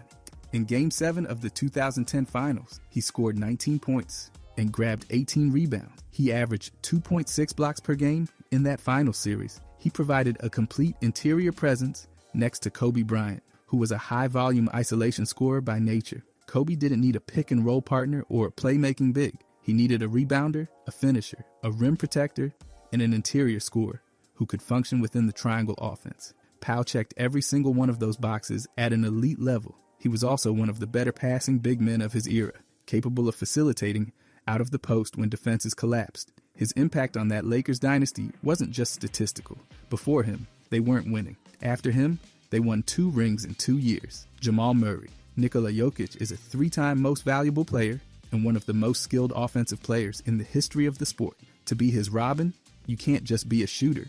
You need to be someone who can create independently, take over stretches of games, and provide a second dimension the defense can't ignore. Jamal Murray is exactly that. In the 2023 Western Conference Finals against the Los Angeles Lakers, Murray averaged 32.5 points, 6.3 rebounds, and 5.3 assists per game on 52.7% shooting and 40.5% from 3. He was on fire for an entire series. Then in the finals, he averaged approximately 21.4 points and 10 assists per game, which made him one of the very few players in finals history to average 20-plus points and 10-plus assists as a secondary option. The Nuggets went 16-4 that postseason, one of the more dominant runs in recent playoff history. In the 2020 playoffs, he had multiple 40 and 50-point games in a single postseason, which is almost unheard of for a second option. The Jokic and Murray pick and roll became one of the most efficient 2-man actions in the sport because of what each of them forces defenses to account for.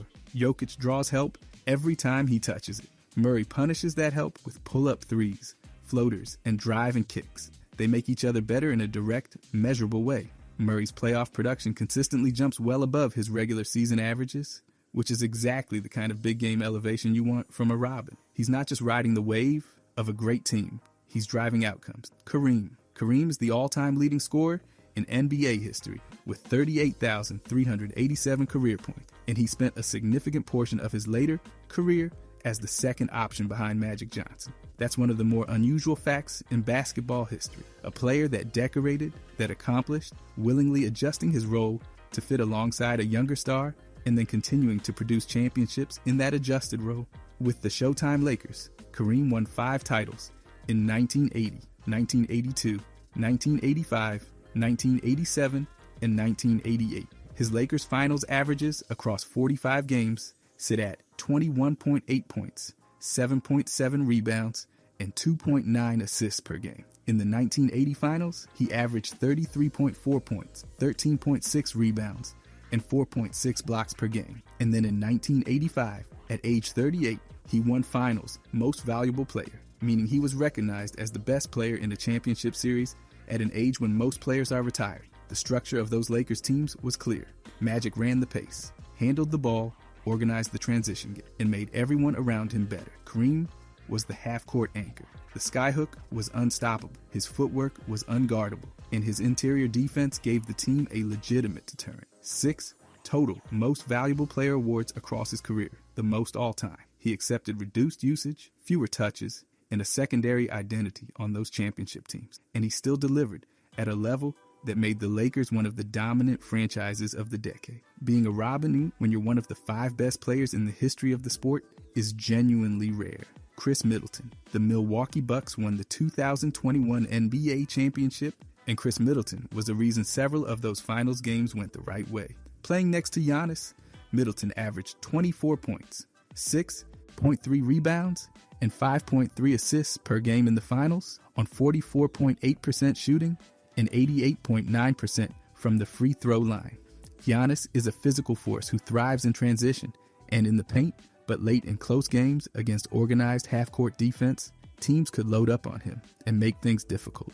That's where Middleton came in. He was the primary shot creator in those situations, the one who could run a pick and roll, get to his mid-range, and make shots that required real skill to create. In Game 4, he scored 40 points, which was the turning point of the series. Across multiple games in that run, he led the team in fourth quarter scoring, stepping into the role of closer when the game was on the line. His 5.3 assists per game in the finals showed that he wasn't just a scorer, he was reading the floor and creating for teammates in those half-court situations. He operated as a secondary ball handler when Giannis needed support on the perimeter, and the combination worked because they served completely different functions on offense. Giannis created through physicality and pressure. Middleton created through skill and shooting. For a Robin, the ability to close games independently and score in the most difficult defensive environments is a rare quality. Most secondary stars shrink in those moments. In 2021, Middleton consistently showed up in them. Joe Dumars. The 1989 NBA Finals ended in a sweep. The Detroit Pistons beat the Los Angeles Lakers 4-0, and Joe Dumars averaged 27.3 points and 6 assists per game across that entire series to win Finals Most Valuable Player.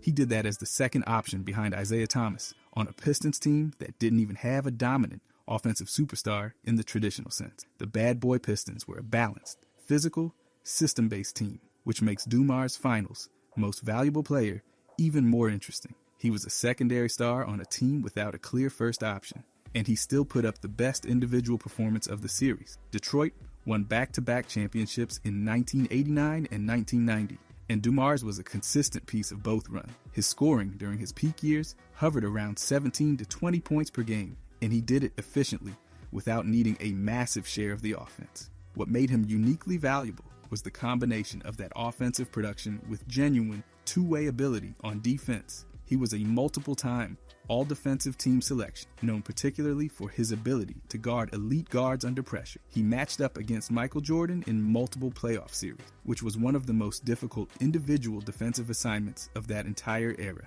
and he handled it consistently. On the offensive end, he was a strong mid-range scorer and reliable off-ball presence who could take over a game without forcing the issue. His archetype, efficient scorer, elite defender, balanced teammate, is exactly what a high-level Robin looks like. Winning Finals Most Valuable Player from that role on that team against those Lakers in a sweep is hard to argue with. Kyle Lowry, the 2019 Toronto Raptors, were the first Canadian franchise to win an NBA champion, and Kyle Lowry was the floor general who helped make it happen. Playing behind Kawhi Leonard, Lowry averaged 16.2 points, 7.2 assists, and 4 rebounds per game in the finals on 42.5% shooting. In Game 6, the clinching game, he scored 26 points with 10 assists and 7 rebounds, nearly a triple-double in the game that ended with a championship. His 7.2 assists per game in the finals reflected exactly what his role was: controlling pace, organizing the half-court offense, and making sure the right people touched the ball at the right time. The Raptors that year eliminated a Milwaukee Bucks team that had won 60 games and then beat a Golden State Warriors dynasty in 6 games in the final, despite Golden State being in 5 straight finals at that point. Lowry led the team in assists throughout the entire run. In the Eastern Conference Finals against Milwaukee, he scored 30 points in a key game. He's the all-time Raptors leader in assists, steals, three-pointers, and win shares. That's a franchise record across every major secondary category, all of it built over years of being the second or third option on the team.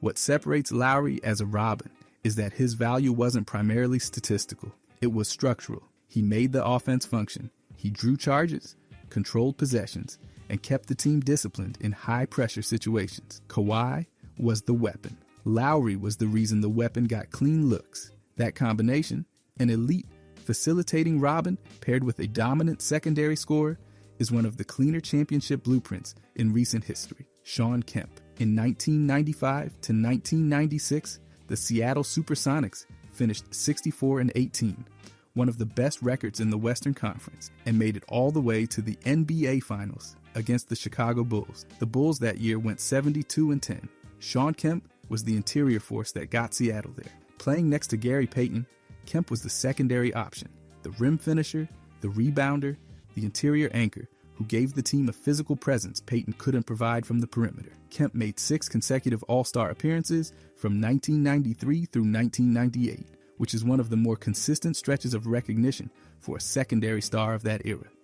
His peak production sat around 18 to 20 points and 10 or more rebounds per game across multiple seasons. In the Western Conference Finals, Game 7 during that run, he scored 26 points and grabbed 14 rebounds. In the finals against Chicago, he led Seattle in scoring. He was one of the most physically explosive big men of the 1990s, and his style of play fit perfectly next to Payton's skill set. Payton was an elite perimeter creator, a ball handler who could break down defenses from the outside. Kemp finished everything Payton created at the rim and controlled the boards on both ends. He didn't need isolation possessions or high usage to be effective. He functioned as a pick-and-roll finisher, a lob threat, and an interior scorer who made the most of every touch he got. That efficiency in a reduced role, paired with elite athleticism and consistent production over 6 All-Star caliber seasons, is what puts Kemp on this list. John Stockton. John Stockton led the NBA in assists for 9 consecutive seasons from 1987 through 1996. Nobody has done that before or since. His career assist total is 15,806, which is the all-time record. Jason Kidd is second on that list with approximately 12,000 assists. That gap is over 3,000. Stockton achieved all of it as the secondary star next to Karl Malone, operating as the engine of a Utah Jazz offense that consistently ranked among the best in the league, despite playing at a slower pace than most teams of that era. He ran the pick and roll with Malone for over a decade, and that two-man action became one of the most studied and replicated sequences in basketball history. His finals averages across 2 series sit at 12.3 points and 8.8 assists per game against elite defenses that were specifically designed to take him and Malone away. His career shooting percentage sits at around 51% as a point guard, which reflects his discipline and shot selection even at high volume. His career steals total is also the all-time record. Nobody has more. Over 19 seasons, he gave the Jazz a consistent, organized, efficient offensive structure that Karl Malone could operate within every night. His assist-to-turnover ratio frequently sat between 3-1 and 4-1 at historic volume, meaning he was delivering at unprecedented rates without giving the ball away. He made 10 All-Star teams and 11 All-NBA teams across his career. What makes Stockton a unique Robin is that his entire value was structural. He wasn't scoring 30 points. He was making sure the player who was scoring 30 points got the ball in the right spot every single time. Bob Cousy. Bob Cousy won 6 NBA championships with the Boston Celtics from 1957 through 1963. And for most of that run, he was the primary offensive creator next to Bill Russell. Russell defined the Celtics with defense, shot blocking, and rebounding. Cousy ran everything on offense. He won the Most Valuable Player award in 1957, a season in which he averaged 20.6 points and 7.5 assists per game. He led the NBA in assists for 8 consecutive seasons, a record that John Stockton later extended to 9. His career averages sit at 18.4 points, 7.5 assists, and 5.2 rebounds per game. In a 4-game final sweep, he recorded 51 total assists, which at the time set a record. He posted 28 assists in a single game and 19 assists in a single half at various points in his career.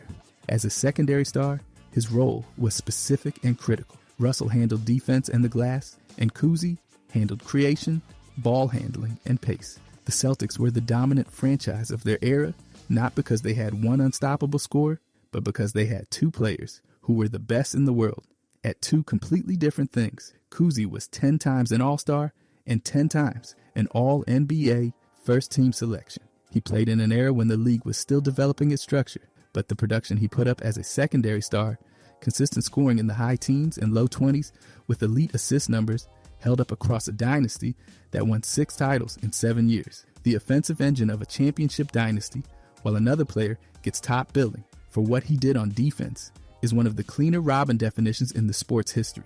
Russell Westbrook. In the 2012 NBA Finals, Russell Westbrook averaged approximately 26 points and 8 assists per game as the second option behind Kevin Durant on the Oklahoma City Thunder.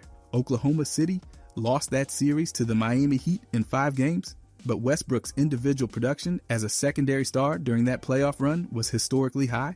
In Game 1, he scored 27 points with 11 assists. In Game 4, he scored 43 points, which was a playoff career high at that point.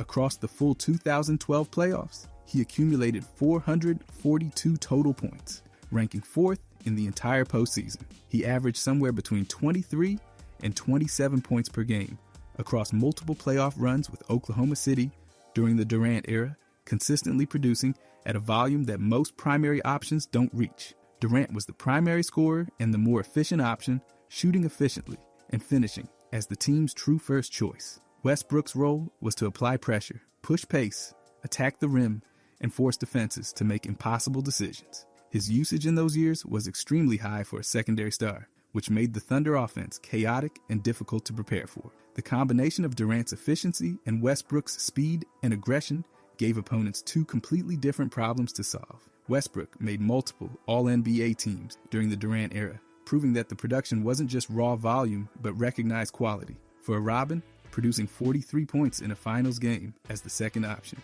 maintaining 20-plus points and near 5 assists per game across an entire playoff run, and driving a franchise to its first finals appearance. That's the kind of impact that earns a place on this list. If you enjoyed this, I'm going to be posting a lot here. I would greatly appreciate it if you could subscribe. Thanks for watching.